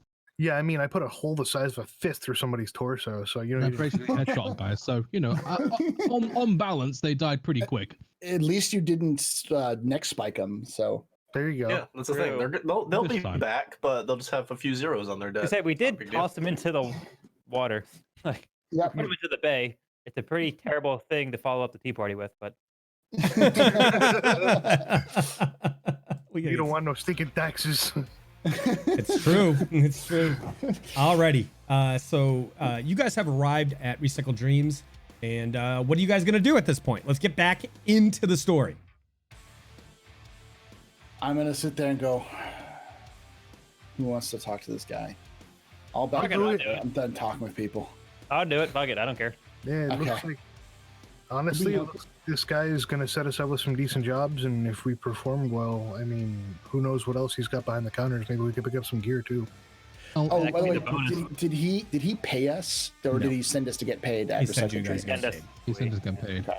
I will say to Jesse, I'll say, look, No. I understand you want to talk. That's cool. No. I'm gonna let you talk.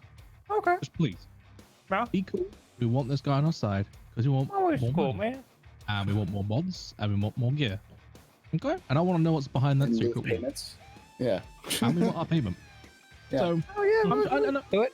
I'm going to say I have complete faith in you. Not really having complete faith in them. I'm saying it anyway. I have complete faith in you. You know. I'll be backing don't you up, believe it. Jesse. I will back you up, Jesse. I'm done being the lead man for now. I just stared at a vampire who tried to kill us. So, shall we proceed, gentlemen? Yeah, get the fuck out. Come on. Open the door. Okay, and we'll step out. walk into the pawn shop. Ah, you're back. Hey, Squee, how the hell you doing? I'm doing good, my man. How you doing? Doing much better now that seems like we passed whatever the fuck we're supposed to be passing now. So I hope you have some goodies for us. Wow. And some good news, maybe. What price did we agree on again? Oh, Let me God. go back into my cracked brain here. I See didn't write what that down. I don't did think the price was somewhere. agreed upon. I believe it was $250 a person. Yeah. And our friend said something about a bonus. He did, didn't he? Mm-hmm. Yeah, you did. Got the message. All right. So life is about options, right? It's about decisions that you make as you progress through life. That kind of defines us, defines what we do, who we are as 500 credits a person. That's what I have in my notes. Okay. Yeah, five per person, and then bonus, I guess. Am I wrong? Is life not about decisions and It's a series of decisions, that's for Ah. sure. so I'm going to give you guys a choice right now. You have been granted a bonus, Mm-hmm. but in lieu of that bonus, you can choose to have a favor from me. A I guess favor the- from you? A I favor guess the from- question is, what kind of favor?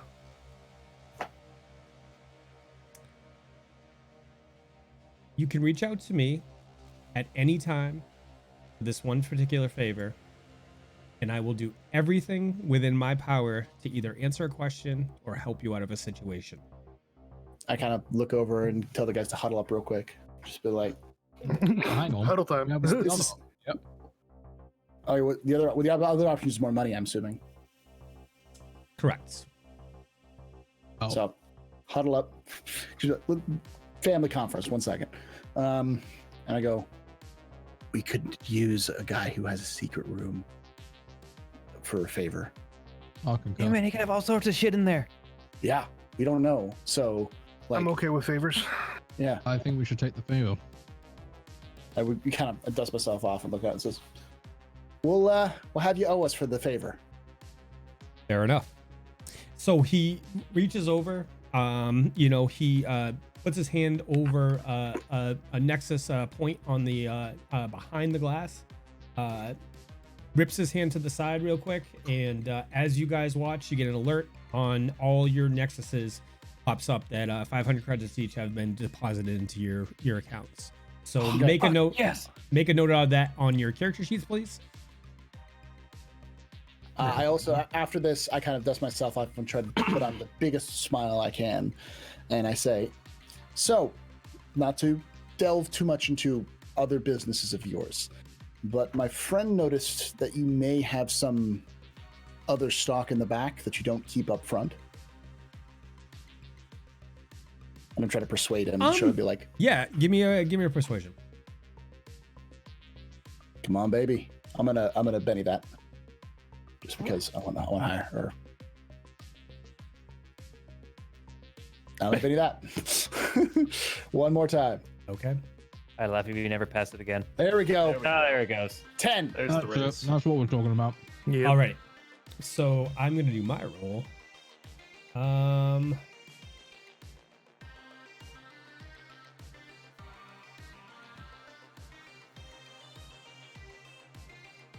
Oh, I'm sorry. He doesn't have a 4. My bad. I'm not asking to like take his stuff. I'm just asking to. No. I get that. You know, maybe we'll discuss that at a later time when, you know, this relationship is a little more firm. That's fine. My friends just noticed that you may have some extra stock, and I know that they're definitely interested in a little bit more off the magazine kind of items. Options. And We he like just- options. He just smiles at you deadpan. All right. Well, thanks, Squee. You're a champ. I might have some work coming up in the near future. I always put my stuff out to bid, and I will. I'll send you a notification if you know, as we move throughout this, and if you guys think you can manage the work, you can manage it. If you don't waste my time. Wouldn't Seems dream of fair. it. Okay. Do any of you guys want to buy anything from this man's shop? Yeah, I will be interested to know how much weapons are here. Sure. Well, I'm not gonna go through the Yes, whole have weapon weapons. list, but if you're looking for a particular weapon, let me know. Okay. What I'm interested in, oh gosh, let me find. Oh yeah, David, I came to you. I kind of motion everybody to kind of huddle around again, Mhm. and Zero's big hulking shoulders kind of press forward as he kind of like over exaggeratedly whispers unintentionally, "Yo, what about that stuff we found on the bodies? You want to see if maybe you'll buy it and we could like get a decent one, or do you want to hold on to the zip guns and stuff? They'll be garbage, but they're good. They're good throwaway guns. So you want to hold on to them in case we got to use them? I mean, how much money would we even get from these things? not a lot. I'll sort of, you know. They're time garbage. Then maybe we should buy more ammo for them just in case we got to use them. I wouldn't. I believe you guys only took the knives. You guys didn't take the zip guns. I Zip took guns? I took one. Okay. he So- didn't- I took a zip gun, All a right. club, and a knife. Yeah, and I only took the knife because I didn't want to burn myself with gear I didn't need. Okay. And hey, next time, pick up an extra pistol for me. I can't always be toting around the bolt gun. That's true. I'll nod my head and say, when I find one that's worth picking up, I'll give it to you. You think I'm gonna lumber you down with a freaking zip gun? Lumber me. Have you seen me? It's figure of speech. This is just wave it off. You know, it's figure of speech. You know. I nod and I stand upright and I kind of dust myself off and I look back at Squee. Also, given the level and number of items there are here, I'm going to have a look and I'll get back to you. Looking for anything to purchase. Okay. Yeah, we can do that offline too. Look, we can talk about that. So, all right. So yeah, just to remind you guys, weapons in this world are pretty much illegal. So Yeah. there's a stiff penalty for getting caught with it. But this, I mean, it's a tough world. It's a dangerous world. So you guys got to do your thing. So In theory, we might be able to get the street talker. I think that's. Check it. Yeah, it's a semi-auto pistol, 6mm, 500. Six shots. so Yeah. I'll give you the prices for the stuff in here. Okay. Okay. Okay. Yeah. So if you something you want to look up, we can. If there's something in particular that you want to look up, so again, because this you know these are legal weapons, and what I'm going to have you do is if you're interested in something, I'm going to have you do a percentage roll based on the cost of it. I'll give you I'll say high or low, and if you guys roll over, he has the availability, and then I'll give you the pricing. But keep in mind, this is a pawn shop with, if you're going to pick something up here, it's going to probably be illegal. Okay. That's fair. Let's see how much my stun gun cost. If you want, what we can do is I can have you guys look as we continue, and and we can retro go back and do it. So Okay. Yeah. Yeah. I mean, Yeah. the one thing I would see is if he had a stun gun that I could buy, which is 100. It's 10 times, or is it 4 times? 10 times. Based off of the items. Yeah, 10 times. if it's based off the suede stuff, it's 10 times. So that'd be 250 base. Okay, yeah. So it'd be 250. I'll pick up another one because I blew up the last one I had. So He has it. he has this item, okay? But it is in. So try to haggle with him a little bit, James. Okay. I'll be like, we worked with you, man. Give me, I had gotten into some trouble before. I had to lose the last one. Excuse me. I'm getting a little, allergy season. I could use this if you want me to be effective as a friend and as a client to work with you. This might benefit you if I have something like this. All right, give me persuasion. A 9. Okay. So he looks at you shrewdly and says, while I'm not responsible for, outfitting you, I'm still paying for it. I know. How many people are gonna buy stun guns in the city? 550. 550. Yeah. I don't have that kind of money, man. I lean over to Dunn and I kind of mutter to him, I'll give you the 50. Nah, it's not that worth it. All right. I step up after him, then I wait for James to finish speaking before I do. I'm done. I'm like, it's all right. I forgot to tell you guys too. You guys have gotten 2 street cred. Two street cred. Yeah. Where do we put that? We'll figure it out later. But I wanted to make sure. So you guys have effectively moved up in people's eyes, and you've got a little bit of street cred because of it. So. I got 2 favors. I'm sorry. That would be 1. My derp. I'm these pro streams. I forgot the street cred is tied directly to favors, so you guys have one street cred. So. Well, we got one from Squee, and then we got one from Angelo for doing the thing for Squee. Oh, that's right. That is 2. I knew I'd put the note there for a reason. Thank you. Where are the favors? So it's something you can mark on your sheet and just have somebody keep track of them. Okay, I'll just put them down. Okay. In notes. Okay. All right. So what are you guys doing at this point? I noticed that you had some optics and a laser for firearm. Or would you have them? Give me a percentage roll. Do I pick high or low, or do you? Up to you. I will go high. That's a 72. All right. And which particular, what are you looking for? An optic or a laser? Which one are you looking at? Both. Okay. What are they labeled as in the book? One is labeled as a, hold on 1 second. One is labeled as, I just had it up, I'm sorry. Was that laser red dot sight? Let me look. Yes. One's a laser red dot sight and one is rifle optic. Let me look at the rifle optics. So Rifle scope for 100, and then right above it is laser red dot sight. So the base cost of that would be 1,000 because it's out of the Suede book. Oh, okay. I'm sorry. Yep. I didn't see the acronym on it. Yeah, but he looks at you and he says, for that optic, 2,200. That's going on my shopping list. Thank you, Squee. Appreciate that, Mike. I kind of grimace and turn away as I continue window shopping through the cases. Alrighty. And what are you guys gonna? Are you guys gonna continue to shop, or because if you guys are gonna continue to shop, we could do that offline. What are you guys gonna do?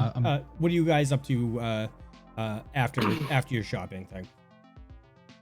Who the fuck wants to get a drink, man? We just got 500 big ones. I know the perfect spot. We can get some honeys. We can get some food. We can get some drinks. We can get some other shit if you're down. I mean, I can hook this up. Okay, it's not a crack den. Not a crack den, a legit place. I mean, it's a matter of perspective.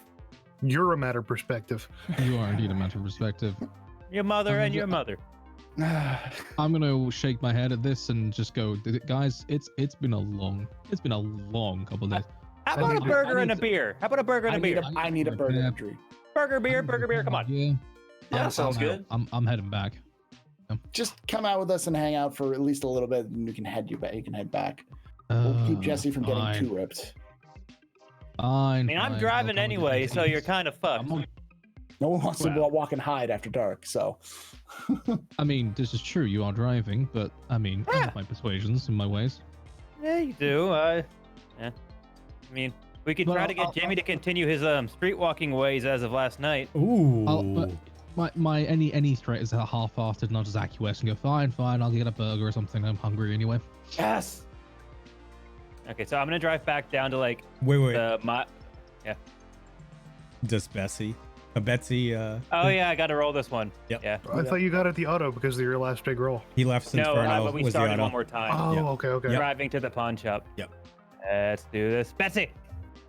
Yeah. That's 4. Yep. Yeah. That's right up. Burgers.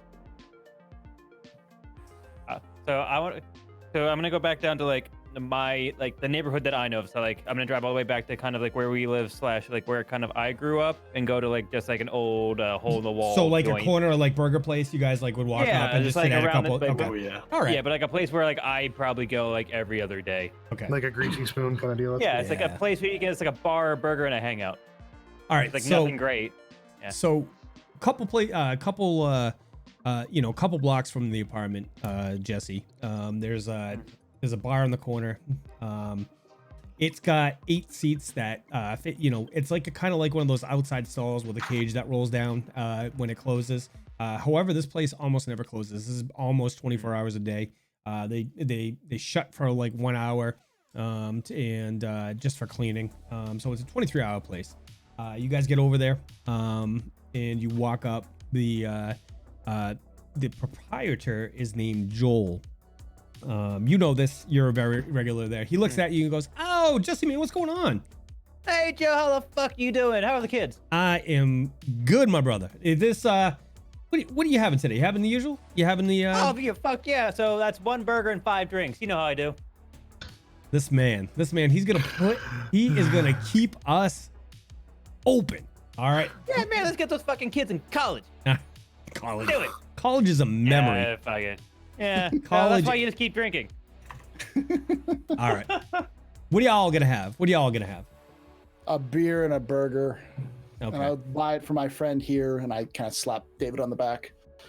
And All just right. kind of go, and same for my friend here. All right. So a beer and a burger is about 50 credits. So the burger itself is only about 10 credits. The drinks are expensive. So Jesse, you do the math, take it off your sheet. So I'll take off 100 and I buy a beer and a burger for David. So Okay. All right. Let me get a double with bacon and cheese. Actually, make it 2. And Who is this guy? Bacon? I mean, come on. We haven't had bacon in the city for 20 years. I can what are you? hope. What are you, a 2? Come on, man. Then just make it a double with cheese. 2 of them. There we go. All right. I'll get that going. That grade A government cheese. Government cheese. Oh, I that's- love government cheese. I was That sounds poor fucking growing what up. it is. I'll taste the fuck the same. Yeah. Cheese All right. flavored paper. More Yeah. like. Looks like a burger, man. Fuck it. Also, burger almost tastes like one. It's good enough for me. Almost tastes like one. So you guys sit down. It's a typical greasy spoon, right? You're sitting at the counter. You look around on the TV's playing, and there's some random program playing on the HoloNet. Some drama to keep the masses amused. As you look down towards the end of the counter, there's a holographic betting machine. What you would do is you scan your Nexus over it, and you would pick the numbers, and if the numbers come up, you win a percentage. It's the local number game in the city, and it's kind of place where you guys can just sit down and relax and have a burger, but you still are in the hide, so you might want to keep your eyes out around around you. So with that, I'm going to sort of be sitting there, just sort of, easing, but as per my usual cautious self, I'll be doing a tactical scan of the area, just so I'll Okay. guess that'll be a notice check, yeah? Yeah, give me a notice check. Oop. That's a 5. Okay.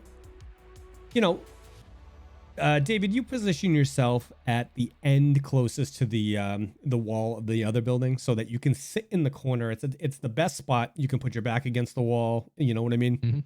So that, and you can swivel at will. You can slide your head to the left, and you can look around at ease. So you survey the area. You see the usual dregs walking up and down the street, mixed with the people that are trying to just live a life out here and eke out an existence.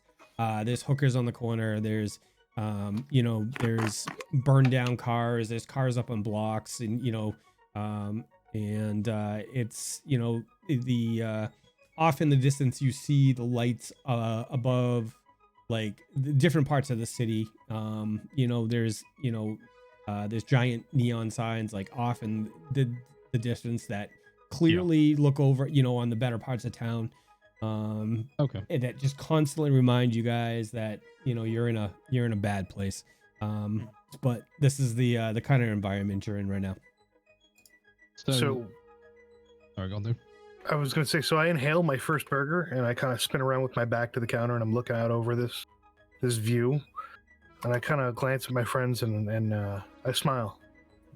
I have a feeling we're about to start living really interesting lives. Just don't beat me up again. To interesting. I kind of shrug a little and shoot James a smirk.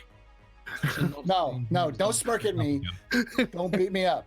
Guys, it's been what the fuck of a couple days, man.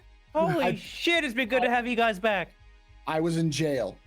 It was a fucking good time, right? Tell me the last time you had fun like that. Tell me the last time you had fun like that. That was Jail fun. suited you.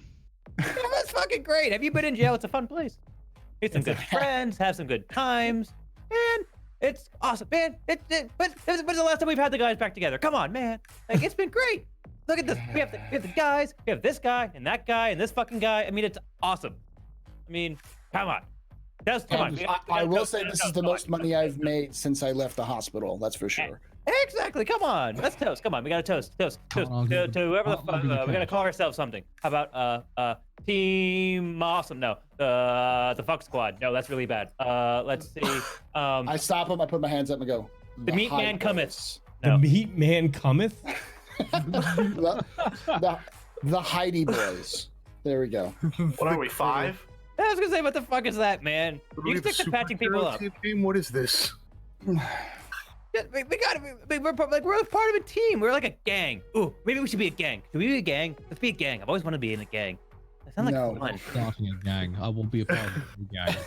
Okay, fine. We can call it a tactical squad or whatever the Let's fuck just call ourselves what we are, which is a private business. We're entrepreneurs. Just call us Bravo 6. There you go. Done.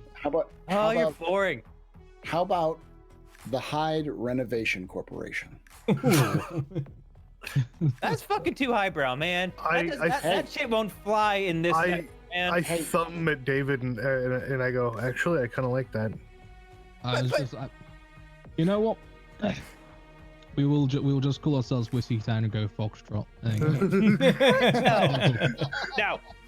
I would have to stand for it. We need to be something awesome, like White Tiger, or like the Falcon, or like. Why don't we table the name until we've had some sleep, and I sleep in a bed that isn't the concrete.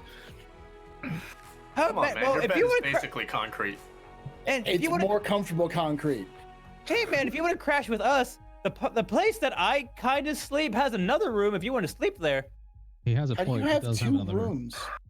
Yeah, we got 2 rooms. Awesome story, man. Fucking awesome story. So there was this old biddy that used to live across the hall from us, or around the hall from us, and one day we didn't really see her anymore. So we thought maybe she fucking left. So I, being the ingenuitive one that I am, I punch a hole through the fucking wall. You know what I mean? Wait. What you do? Who cleared out the hole in the wall? It's a fucking hole in the wall. Yeah, so I punched the hole in the fucking wall, and I stick my head through, and it smells like I couldn't even fucking tell you, man. It was some horrible shit. But long story short, man. I've smelled dead people before. I know what you're talking about. Well, long story short, man, we have a fucking extra place now. It's awesome. It's where I sleep. Do I want to know how you got rid of her body? It involved carpets and a couple garbage bags. Oh god. It was an interesting time, but the place doesn't smell anymore, at least. Yeah, so like, No. I wouldn't As have- much. I wouldn't have to sleep on Ant's floor, so that would be a benefit. yeah, man, we could be roommates. Yes, we could be roommates. I would just like to point out during this conversation, I am continuing to just keep a watch, just generally. Yes, he's I- probably it's killed what I 2.5 do. beers by now, and he's Yeah, just like, I- yes, we can do this. Oh, we could be roommates. Oh, we like, well, we have to make the hole, the hole in the wall bigger for you because you got kind of the going. But like, we could totally make this work, man. Yeah, see, if Xero can fit through the hole, I'm sure the Doctor can. I'm not Yeah. I am literally half the size of Zero, so I think I can fit through that. Ah, David fuck. Greyson, give me another notice roll, please. You got it. Jesse's like finishing his third beer. Holy crap! I hit an 11. All right, I notice a lot. you do. I notice know- birds. You notice a car stops across the street, and what catches your eye about this is that it's a pretty nice car. Around here, it's something that sticks out like a sore thumb. Out of the car steps a large man, and when I say large, this man dwarfs Xero. He's probably about Wow. 6'8" inches taller than Xero. Oh, mother of and God. he has his shoulders are huge. And now, when I describe this man, I want you to understand he is a large man. He's not ripped and cut. He is a brick shit house. He's wearing a black shirt and he's got some insignia on the side of it. He's got a mohawk with the rest of his head shaved. Down by his side, you see like a holster, but the holster is holding a double sawed-off shotgun. All right, so the car stops. He gets out, and two other guys get out with him, and they start making their way over to you guys. He also has a belt loop coming down with a bunch of shotgun shells on it. Okay, I kind of shrink over and try to make myself small again. I'd be like, I don't have a bounty. I don't have a bounty. I don't have a bounty. I'm going to relay the information to them, and I'm going to say, well, get a load of this. Looks like we've got some company, and I will list off the details of what I've noticed, so weapons and size, and I'll just sort of give them the tactical lowdown of what I've noticed here, which is similar to the description we just given, and I'll just go, Xero, I don't think even you've got this one, mate. So, That's a big guy. Mike, I've got the brawny edge that gives me a +1 size category. This Yep. guy's even bigger than me? Yes. Yep. Holy sh! Yeah. Would that mean he's had some like work or something? That's not natural, is it? This is a genuine Just question. sort of looking at my shoulder. He's probably just coming to eat, man. I put my hoodie up, and just kind of go do the whole like beer, eating. Can't let eating that in a place like this. This guy isn't just here to eat. Mike, can Yeah. I get a streetwise roll to see if I can identify him, any of his goons, or the markings on him? Sure. As you guys are doing this, he's just walking across the street. That's a 5.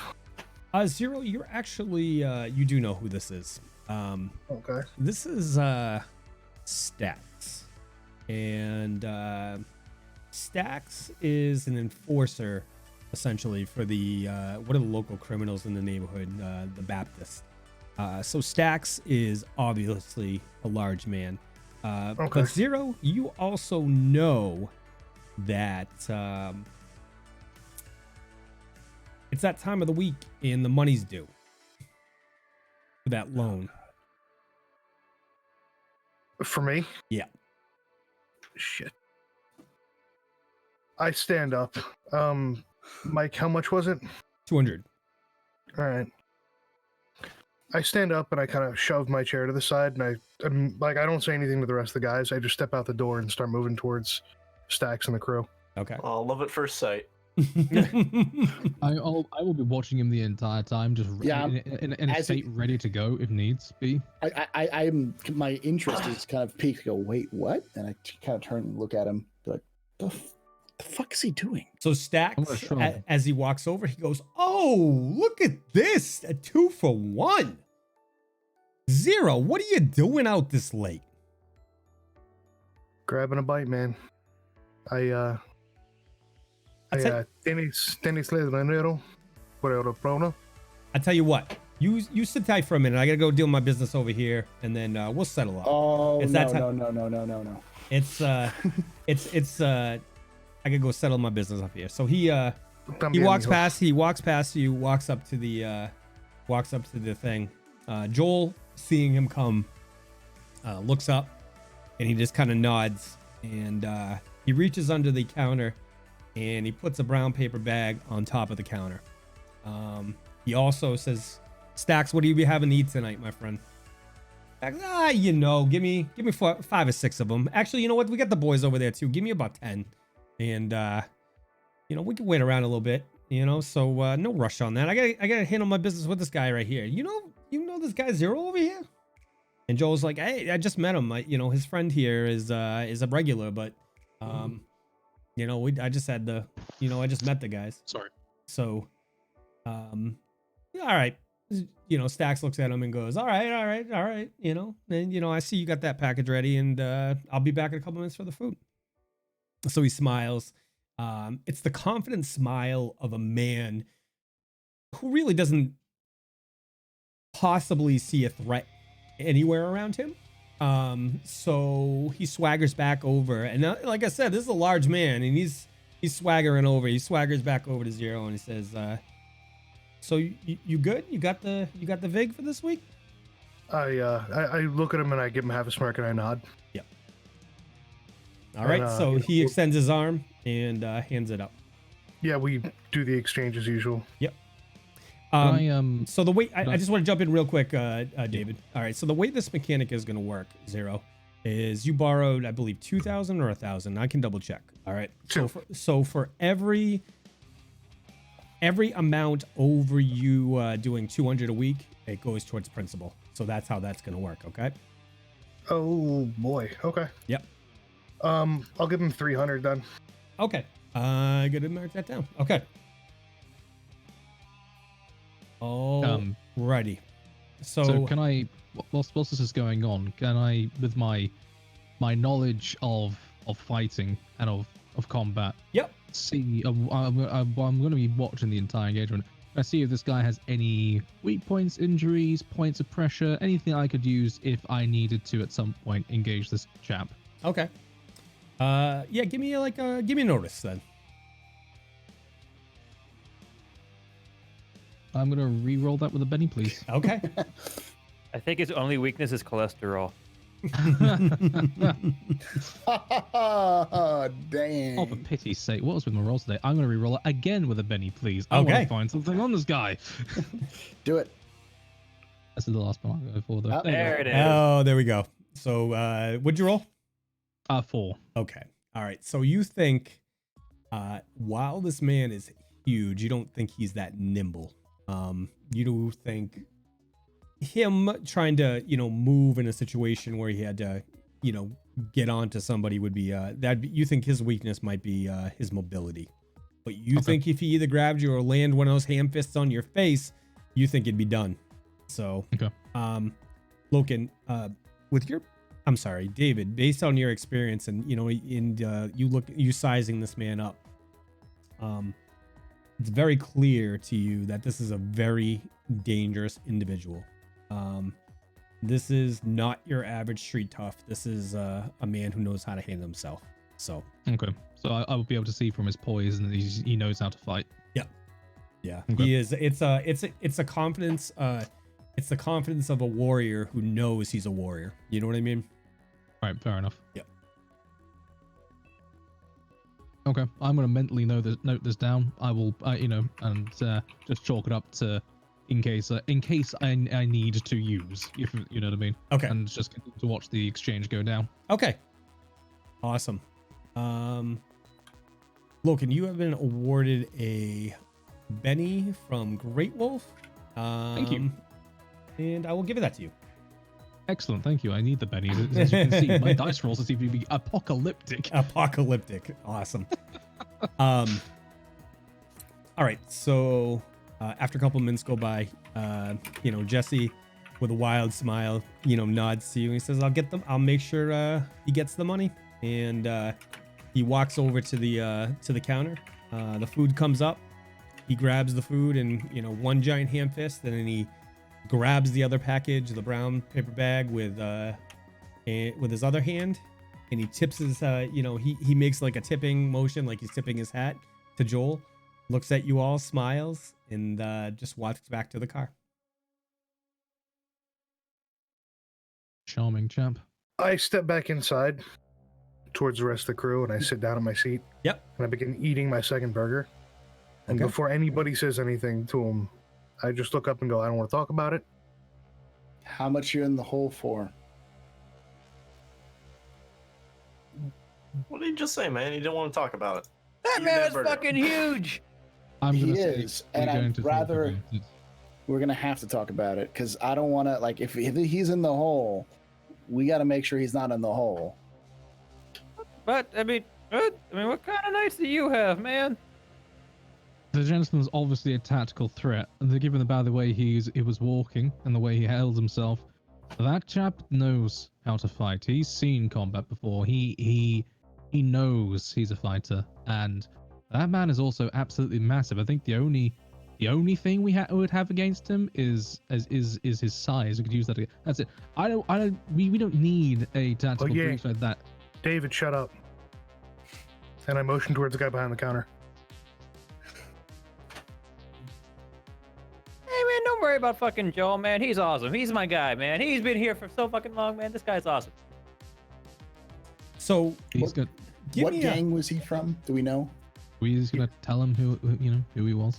Yeah, so I have experience with this guy, Mike, and Yeah. can I get another Streetwise roll to enamor the crew with a story about him? Sure, absolutely. All right, so here we go. Streetwise of a 10. All right.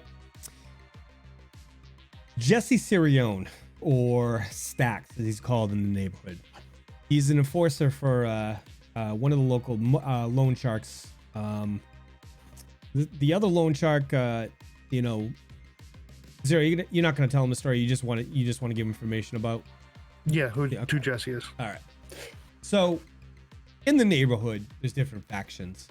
But this family, it falls under a family of crime. They don't really have a name. Everybody knows them. There's a lot of different branches that poke out into different things: human trafficking, loan sharking, money, drugs. Jesse might have an idea about who he got his stuff from. He's heard whispers of them. But this is the family that controls Hyde Park, or the organization that controls Hyde Park. The local cops haven't got a name for the organization yet, but they do have a symbol. It's a red star surrounded. It's a red star traced around with a red circle. It kind of indicates it. The name is not public. Everybody knows them as them, the family, or those guys. They'll say, "Oh, he's with those guys." You know what I mean? That type of thing.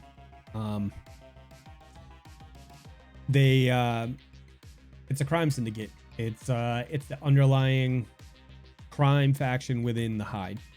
So, but Jesse himself, there's one other thing. So Jesse himself grew up with one of the other guys, the guy he actually, he does the enforcing for. The other guy was the brains.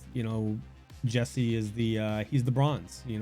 They're tight, thick as thieves, and they found their niche early on and impressed themselves and have made quite a name for themselves in the city as loan sharking.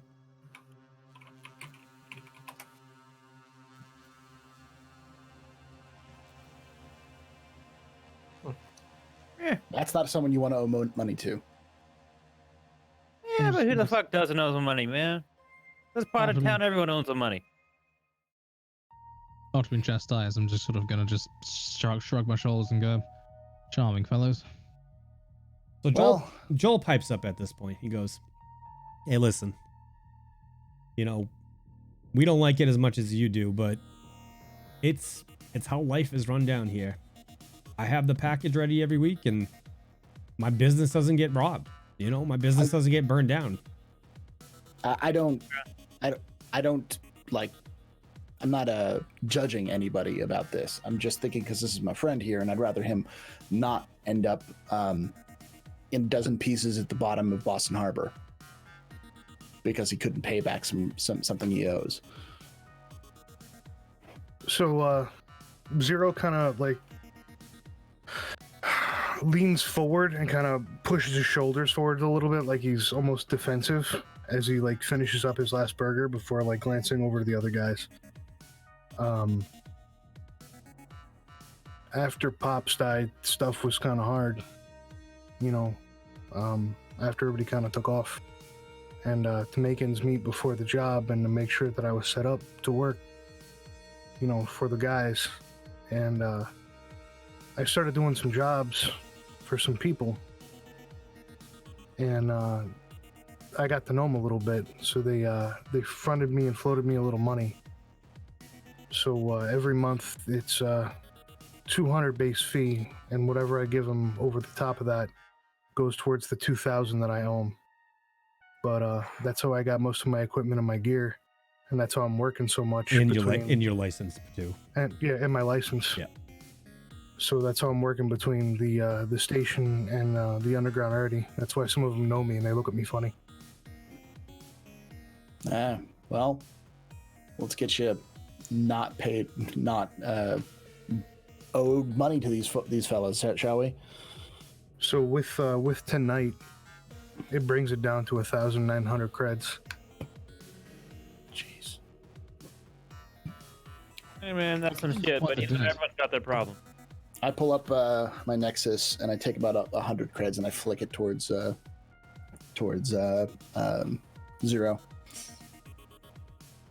Xero kind of just nods as he gets quiet and sits back in his chair. I don't need as much as you do, man. Thank you. Fuck man, if you're handing out money, throw some my way. Fuck you, Jesse. You expect us to give a man a fix and then not like try to help him? Man, fuck you. I gave you drugs last night. Yeah, man. Drugs, money. Yeah, go on. I gave you something already. It's the same thing as money. Hey, ain't your mama ever tell you that it's not nice to give stuff out if you don't have enough to share? No, I barely knew my mom. Yeah, fuck off.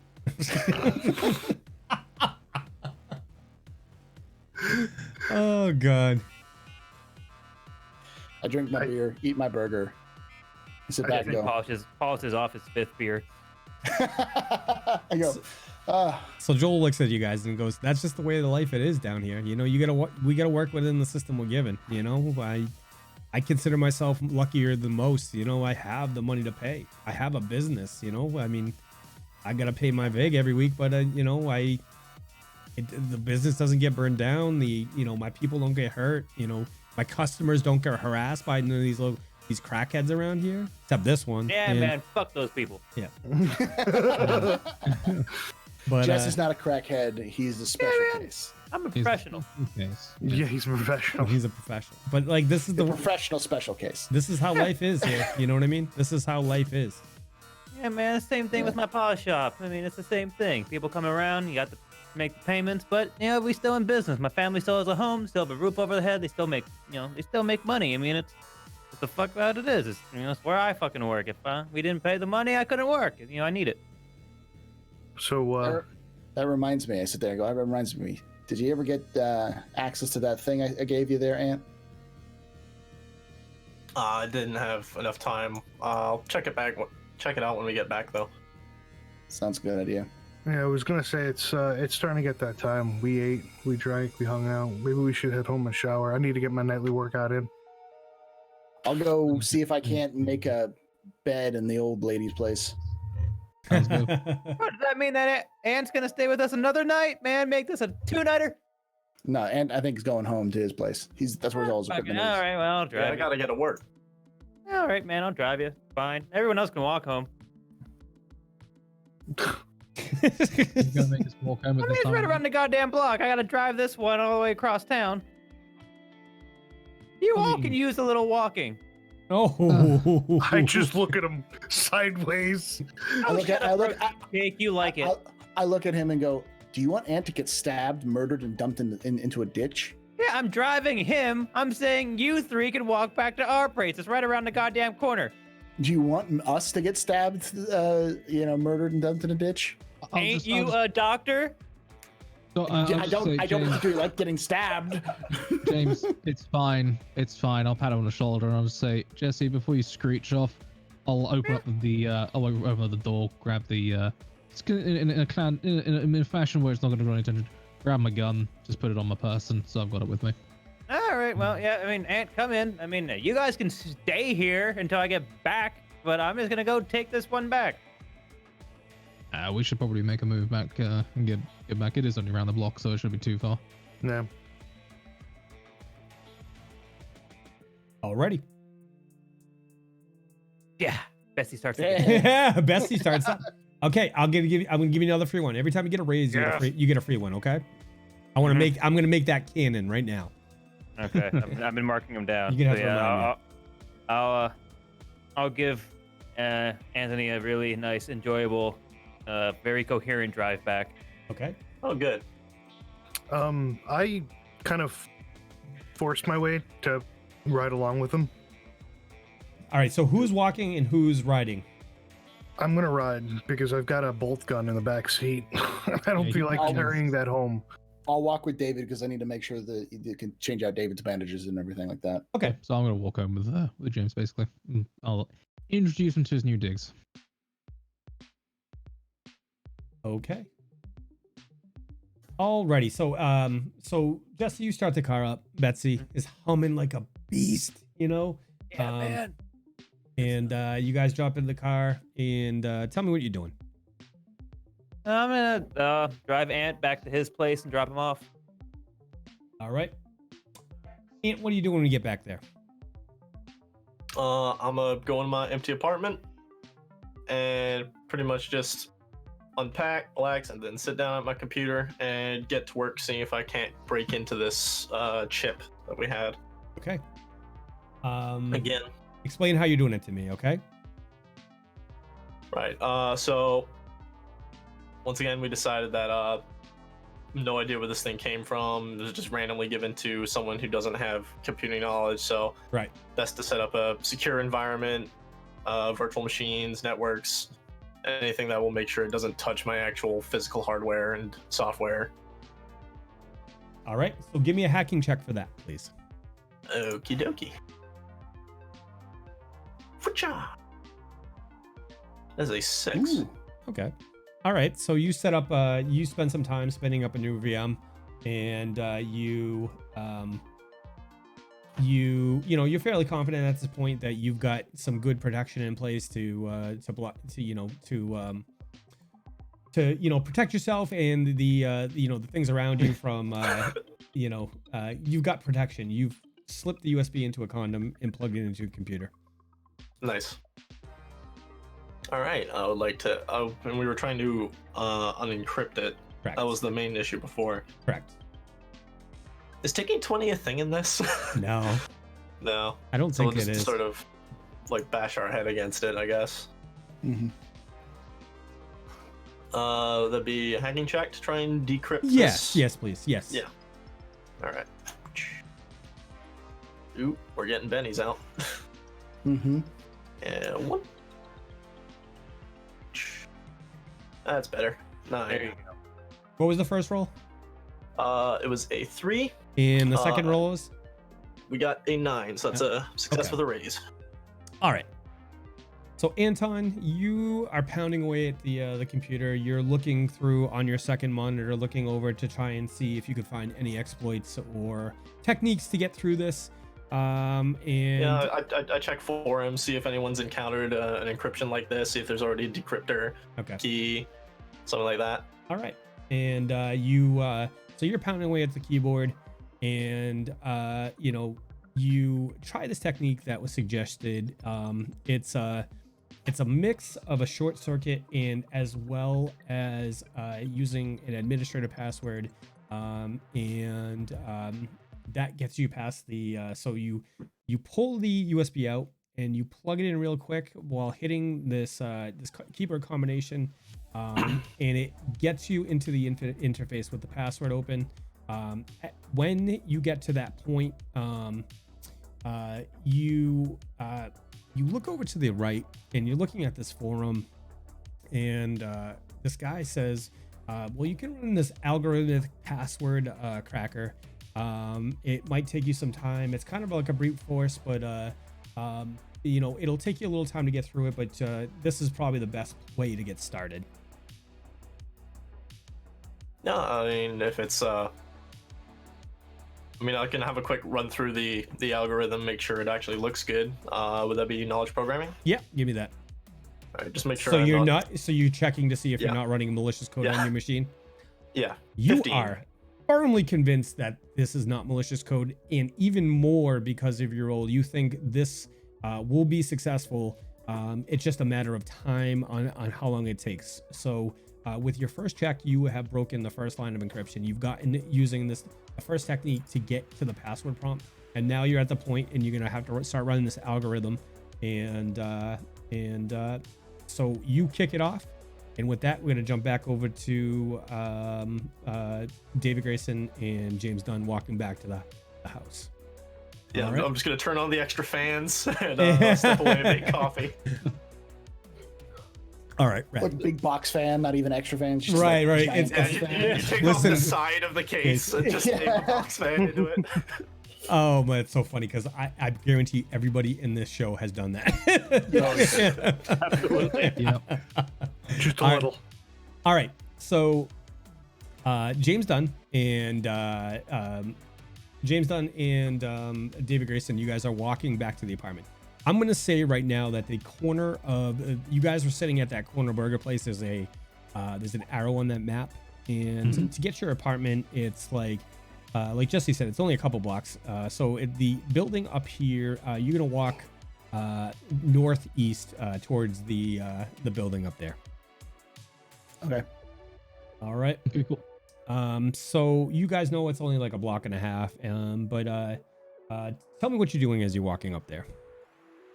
I'm pulling my hoodie up so I can try to stay as inconspicuous as possible. All right. I mean, I'm also looking around just because I'm petrified of staying in hide after dark. Okay. So, So- you're trying to take in the surroundings and get the Yeah. lay of the land. All right. Give me a notice roll, please.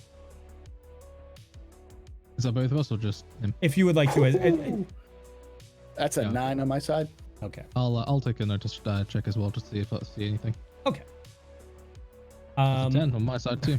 Okay. All right. So, Very aware. David, you're going to be looking for the typical things like that you're Yeah. normally looking for. Okay. So, James Dunn, are you looking for anything? Like, explain to me how you're looking around. What So- kind of things you're looking for? I'm looking for distance, so like how far away people are from me. See if they're paying a little bit too much attention to us. Okay. I'm also keeping an eye out for the cars that are driving by and see like if they're paying attention Okay. as well, like where their attention is. I'm also trying to take a look out for like any kind of blind spots. So like slowing down, kind of easing out of corners of like I know there's a corner that I can't see. Sure. I'm not going to stay right by the door. Like Sure. I'm kind of like easy. I'm going to look around. Okay. From a tactical standpoint, David Greyson, as you walk back, you put yourself in positions that give you a decent amount of cover on the way back. Your experience and your hyper awareness of your surroundings around you. You're scanning around and you're taking a look. James Dunn, you as well. You see that David is doing a surveillance of all the area. As you're walking, not many cars go by, but there's a couple jalopies that do go by. People around here are spooked. Essentially, everybody's looking around, so they do look at you guys as you walk by. I mean, as they drive by you. There's some prostitutes on the other side of the street. There's bums around the area, begging for money. And it's like that type of thing. It's the typical, you guys are walking through the neighborhood trying to get home. When you guys when you guys get around the block, the first turn up there, and you start heading down the mid street, you do hear a sound, and it's kind of like a scuttling sound. So when you guys get to right about like right about here. So that's like you turn the corner and you're right there. And you do kind of hear like a weird scuttling sound. It's not something that you've heard before. I'll immediately say, James, do you hear that? Is that like a scuttling something? The hell is that? No idea. A giant rat. I'm gonna be looking around trying to see if I can find out what the hell is making this scuttling sound. It's the lizard man. It's the lizard man. Lizard man. Oh, from the clouds, you hear a voice that say, "This is the lizard man." Damn it! The damn lizard man. Actually, would probably think that James would probably be like, "It's the lizard man. They're here to take me again. You can't let them take me." My hand is going to be not on, but it's going to be hovering close to being able to quick draw my pistol if needs to be. Excellent.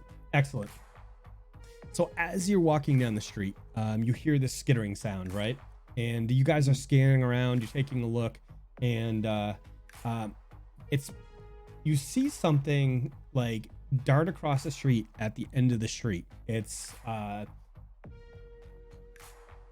I'm trying to think of how I would describe the size to you. It's probably about the size of a like a corgi.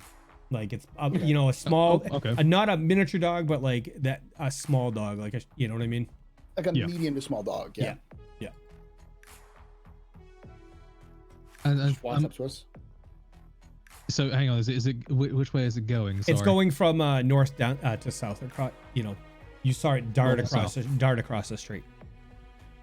I'm gonna. I was like, am I gonna? Okay, so once it darts, am I gonna get any visual on what it actually is? Like, can I tell if it's organic? Can I tell if it's cybernetic? Can I mean? Yep, you can. So as you watch this thing scuttle across the street, you think it came out of one of the sewer grates, and you think it was a very large beetle. Oh God. Oh, I'm gonna go. Oh, that is wrong. What is wrong? Do they get that big around here? What get big? What are you talking about? Did you not see that? It looked like a giant goddamn beetle. Oh God. It's pretty bad. Well, yeah, even so though. I mean, I only asked because you are the doctor after all. I would have assumed that maybe some of that medical knowledge of yours would be able to tell me. But do things get that large around here? I think I've dissected one before. It might have been a cockroach though. Oh, okay, right, fantastic. Is it making any motion or any hostile intent to come toward us in any way, shape, or form? So currently, it's sitting on the corner. It's like down by that grate right there. So if you would walk to the end of the street, you're about to take a right, down to turn down south. It looks like it's just sitting on the corner right there. Well, I have no idea what to do at this point. I have to be honest. Cross the street and go down the road. The point across the street, just walk across the street. I agree. Yeah, I don't want to get into. I don't want to. I look at it. I'm flabbergasted. It's not a man. It's a creature of some description. So I'm like, if it comes after us, shoot it, and then we can cook it. Beetles make it eaten. Okay, that's fair enough. We're gonna just walk on by. Oh my God. You know who'd make good beetle soup? Jesse. That's free meat right there. That's Thanksgiving, motherfucker. That's high protein. All right, so as you guys walk down the so you're crossing over to the other side of the street to try and stay away from this thing. Yeah. All right. So you're walking down the street, and as you guys get to the corner, you see that thing scuttle and run off. However, you hear a screech, and as you look down, a giant rat comes out of the sewer grate. Its eyes are kind of glowing green, and it runs right at you. So I'm gonna need to roll initiative in a second. Hold on. So it is. I'm running. You're running? I'm gonna grab him and say, no, don't run. You're gonna stay behind me. I'm gonna literally go, grab him by his hoodie. You're staying right here, mate. I need to This is so happening. alrighty, so I'm gonna put you guys back. I'm gonna put you on the map so you can put yourself wherever you would like to be, and so you guys were like right around this port, and you start to see the rat right about here, and then I'm gonna roll initiative. Jesse, you're not there. David, so this rat comes. I just want to give you a clearer picture from you. As the rat runs out of the sewer grate and it looks at you, and it has green glowing eyes. Patches of its skin looks like they have fallen off, and you can see exposed. You can see like exposed sides of its meat. It looks like it's bubbly and pus filled, and the face of the rat is just disfigured. The teeth are overgrown, and it is gonna start making a beeline at you. But you are first to act, David Greyson. So immediately we are drawing the pistol. We Okay. are immediately grabbing that. I'm gonna scale you guys' tokens down a little bit so that. Okay. Yeah. Okay. I'm gonna grab James before he can run off, like I said. Just grab him by the hood, and I'm gonna slink it into some semblance of cover. I mean, he's not gonna get shot, so I'm not so worried about that. I just don't want him running off and maybe getting into trouble somewhere else, because we're still in a dangerous part of town. So I'm immediately gonna draw my pistol. And I'm gonna open fire, basically, because this thing is running at me. Yes. It's running at us. Yep. Yep. So I'm immediately gonna open fire. Okay, let's see that shot. So David Greyson, well on alert, he's walking through this neighborhood, looking around, taking in his surroundings. Ooh. All right, There it is. All right. 14 on shooting. So he you know, his eyes were on the beetle, but as second the rat comes out and his eyes snap to it, and the creature starts to run at him, and he. Oh. Ooh. I'm not having any of it. It's been a long day. So, so he draws his pistol. No, we're not even thinking about it. It's at this point, it's just reflex. Places his thumbs on it with perfect form. Extends his arms and lets fly with a bullet. And the bullet hits the creature for 2 wounds. So it rips through the flesh of the creature and basically takes the back hind portion of the leg off. So this rat, to put it in perspective, is probably about the size of a pipple. But Hang you on, sorry, have the size of what? a pipple. Oh, geez, that's yeah. a big ass rat. Yeah. So it, you know, the hind quarter and that leg just kind of, you know, it rips it off. The bullet rips through it, and it looks like it goes limp, and it all the flesh over there is exposed. And as it gets exposed, this horrible smell wafts over to you guys, and it's just absolutely disgusting smell. Putrid. Oh, Me in my turn, by the way. My mistake. Sorry. No problem. I am going to. James, yep. Move. James, it's your turn. Is it moving? It is still moving. It shows it's got 3 other, it's got its front legs and it's got another leg, and it's trying to move towards you. All right, I am going to move away, slightly away. He's still got his kind of grip on me, but I'm just stepping back further away from it. Okay. Not like all the way away, but like over here. Yep. Okay. Anything else? And I'm gonna find something to stand on. Start to find Okay. a little bit higher. Okay, like, so you just see get like elevation. a burned out piece of like that you think used to be like a like a newspaper machine, but now it's just a rusty husk, and you jump on top of it, so you're about 4 feet above where you typically would be. And Okay, just stay a little bit away from it so it can't attack me. okay, all right. And anything else? That's it. On turn. Okay. So the rat starts to run at you, David, and he gets about 10 feet away from you.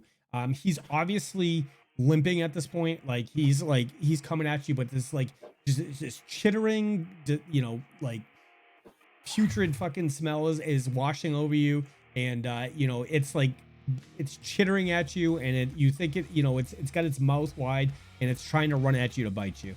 And that will bring us to your turn. Actually, I'm sorry, it changes the order, so it's going to go.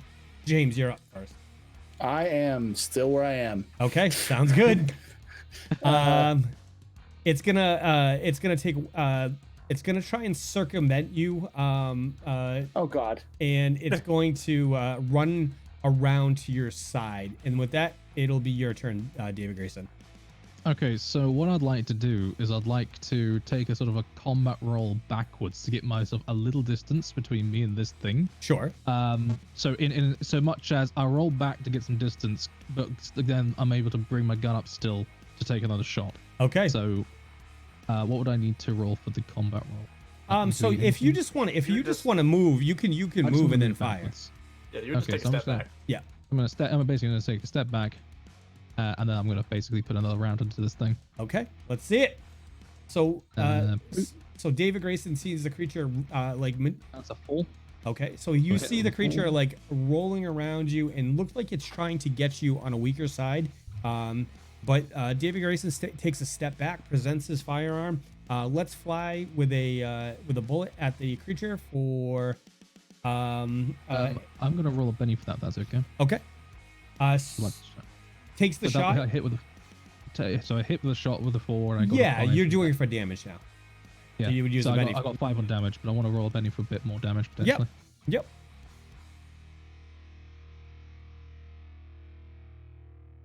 Yeah, I'll take a 7. Okay. Didn't it get 2 wounds before? Okay, so that would be Yeah, all two right, wounds. yeah.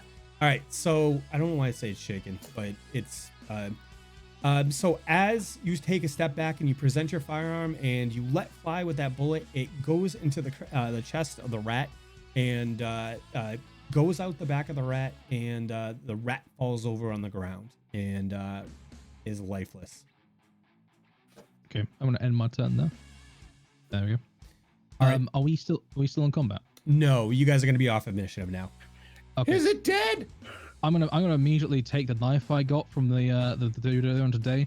I'm gonna go up to this rat, hold my breath. I'm just gonna slit its throat. I want to make sure this thing's dead. The thing's rabid. I don't even know. So I'm just gonna make sure this thing's dead. Okay.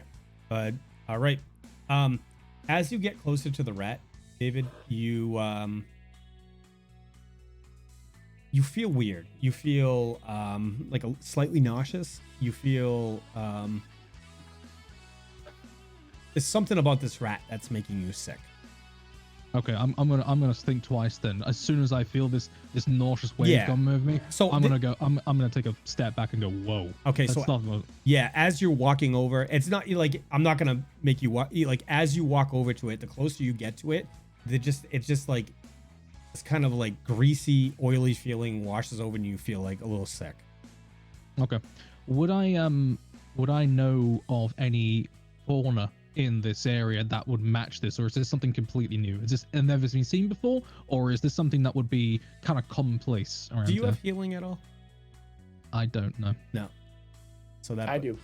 All right. So I'm gonna ask. I'm basically gonna ask a question. I'll say, James, dude, mate, what the hell is this? Have you seen anything like this before?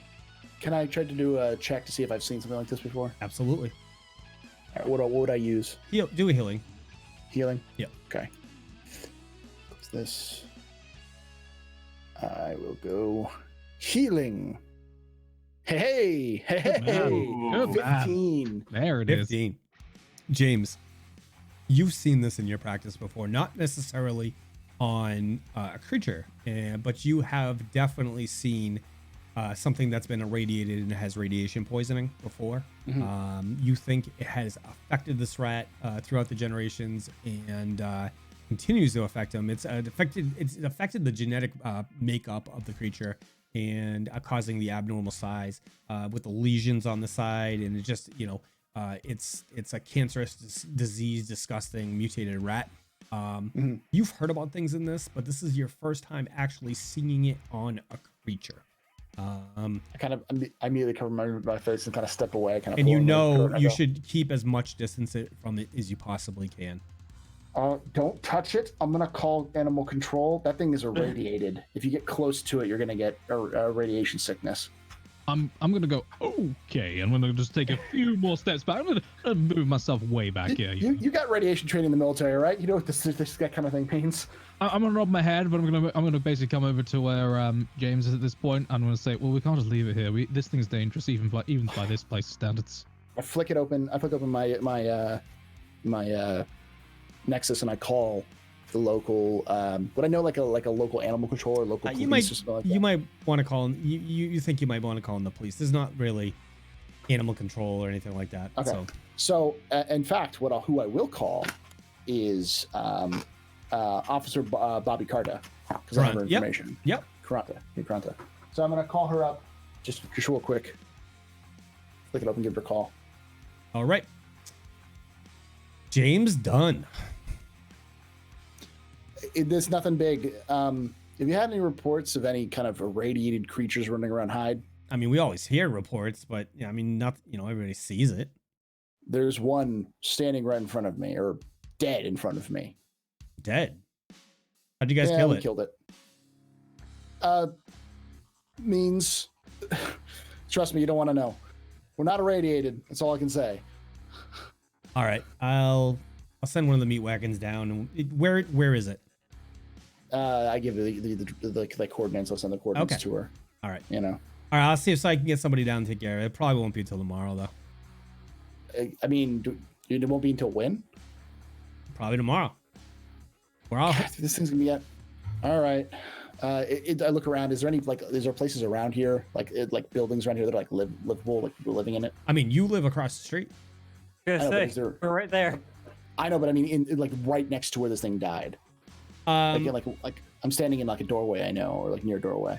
Are these businesses or are they homes? Oh, okay. I get what you're saying. Okay. Yeah. There's a mix between, shut up businesses, and it looks like maybe some flop houses, but there are a couple apartment buildings around. So. All right. I go into I'll go to the apartment buildings. I walk around, just go into the nearest apartment building. Okay. And try to find like the supervisor, the landlord, someone who lives in there, someone who like takes care of the place. All right. At this time of night, honestly, everything is locked down with grates. There is like steel grates and access doors.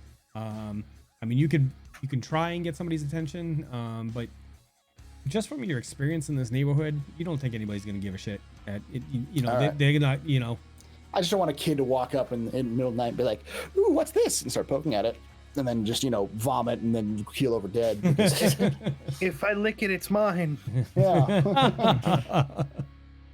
Can I just ask? Well, I was rather interject. Whilst James is doing that, I'm just gonna go and pick up the 2 spent casings I just expended, just so Okay. Just I don't want to have my brass around the place tracing me back to being the dude who shot this thing. Okay. With that, we're going to jump really quickly over to Anton. Anton, you wait a couple of hours, and after, you're what are you doing in the meantime? I guess just cleaning up, making sure everything's just ambling around my apartment, probably what we've been doing for the past few weeks. Okay. Just trying to find things to do while my computer's trying to not blow up. All right. So as you're, moving around the apartment, you hear a beep come from the computer, and almost the sound like a teletype. You get that alert on your computer. All right, head back over to it and see what's going on. All right. So when you walk up to the machine, it says secure connection established, and there's a command prompt up on the screen. Okay. Who am I? So after you type the command, a response comes back and says, Raven, is that you? Nexus initialization closed.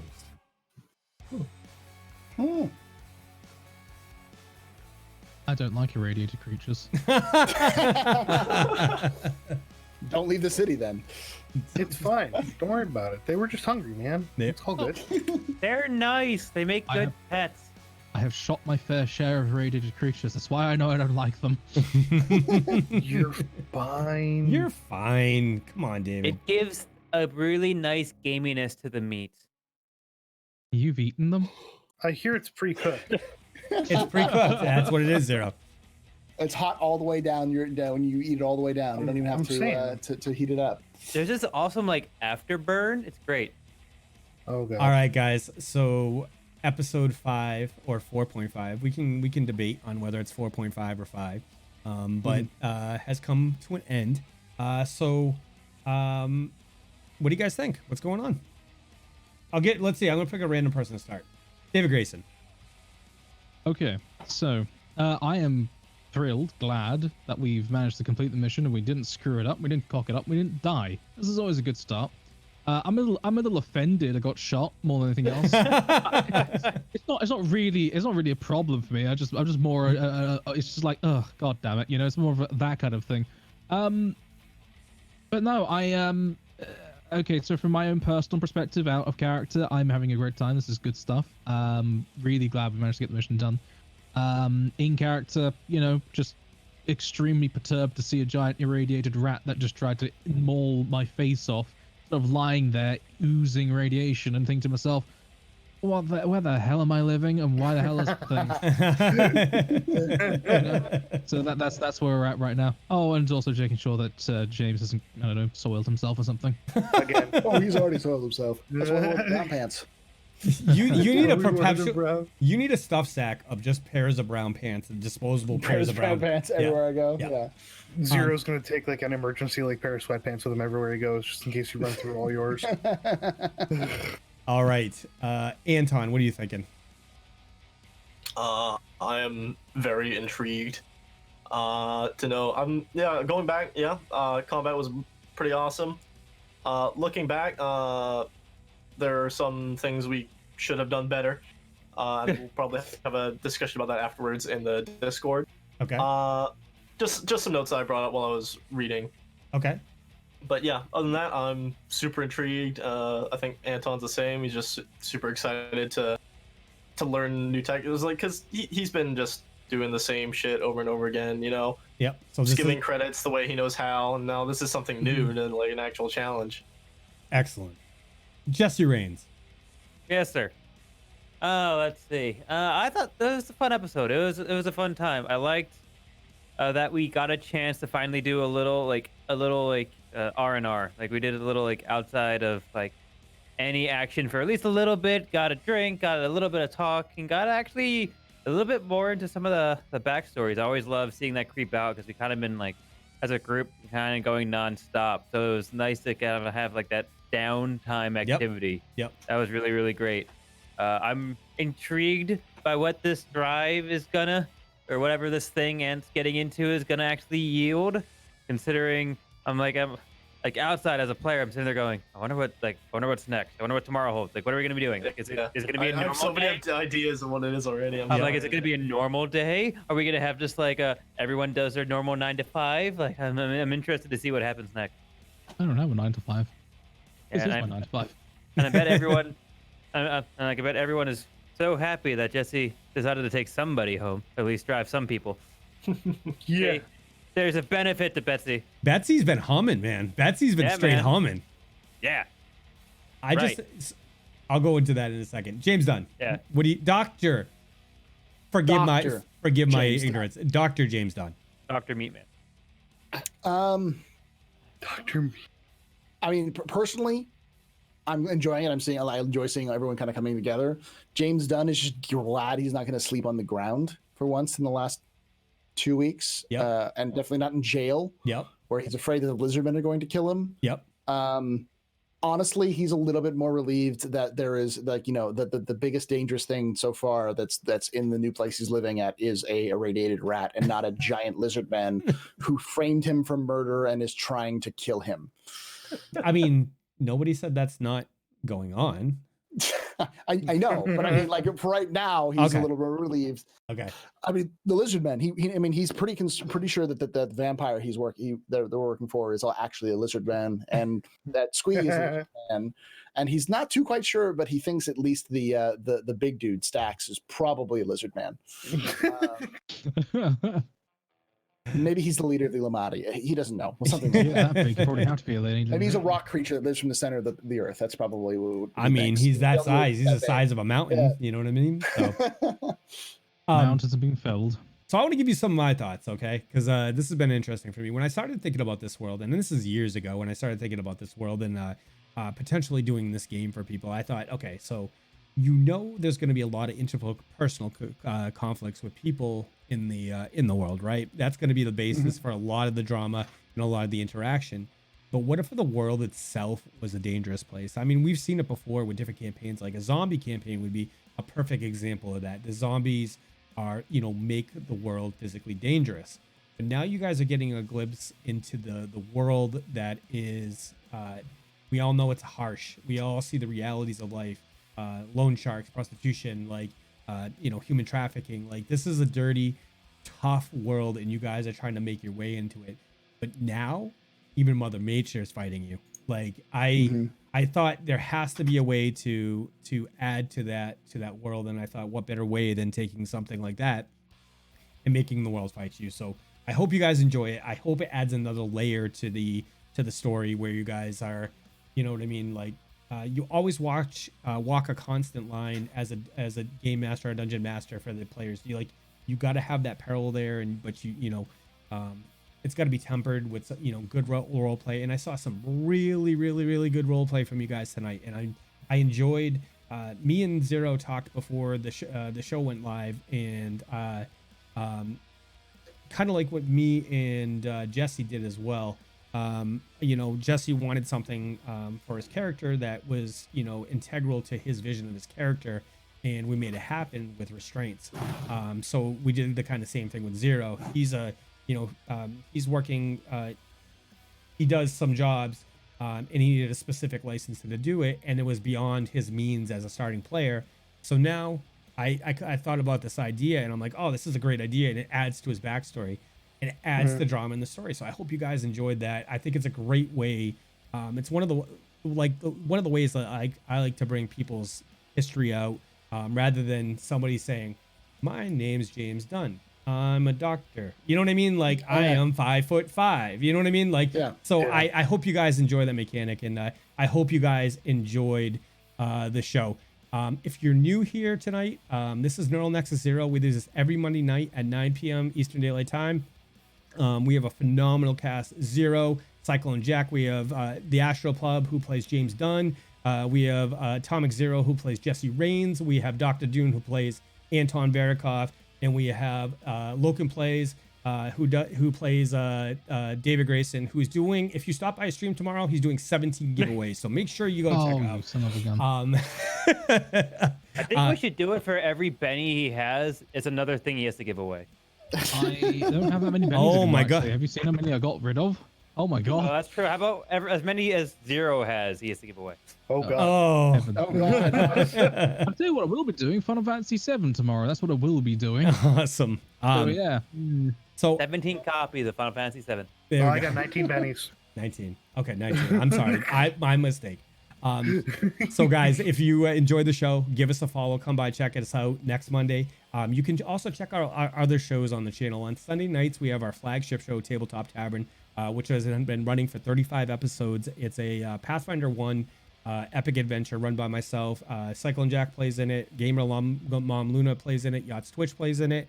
And Decider 12 plays in that as well. We also have a game that runs Wednesday night at 8 p.m. Eastern Daylight Time, and that's I'm a player in that. Decider 12 plays is the GM in that. We have Gamer Mom Luna, who's a community manager, Amanda, and we also have Dice Barbarian, who plays in that game.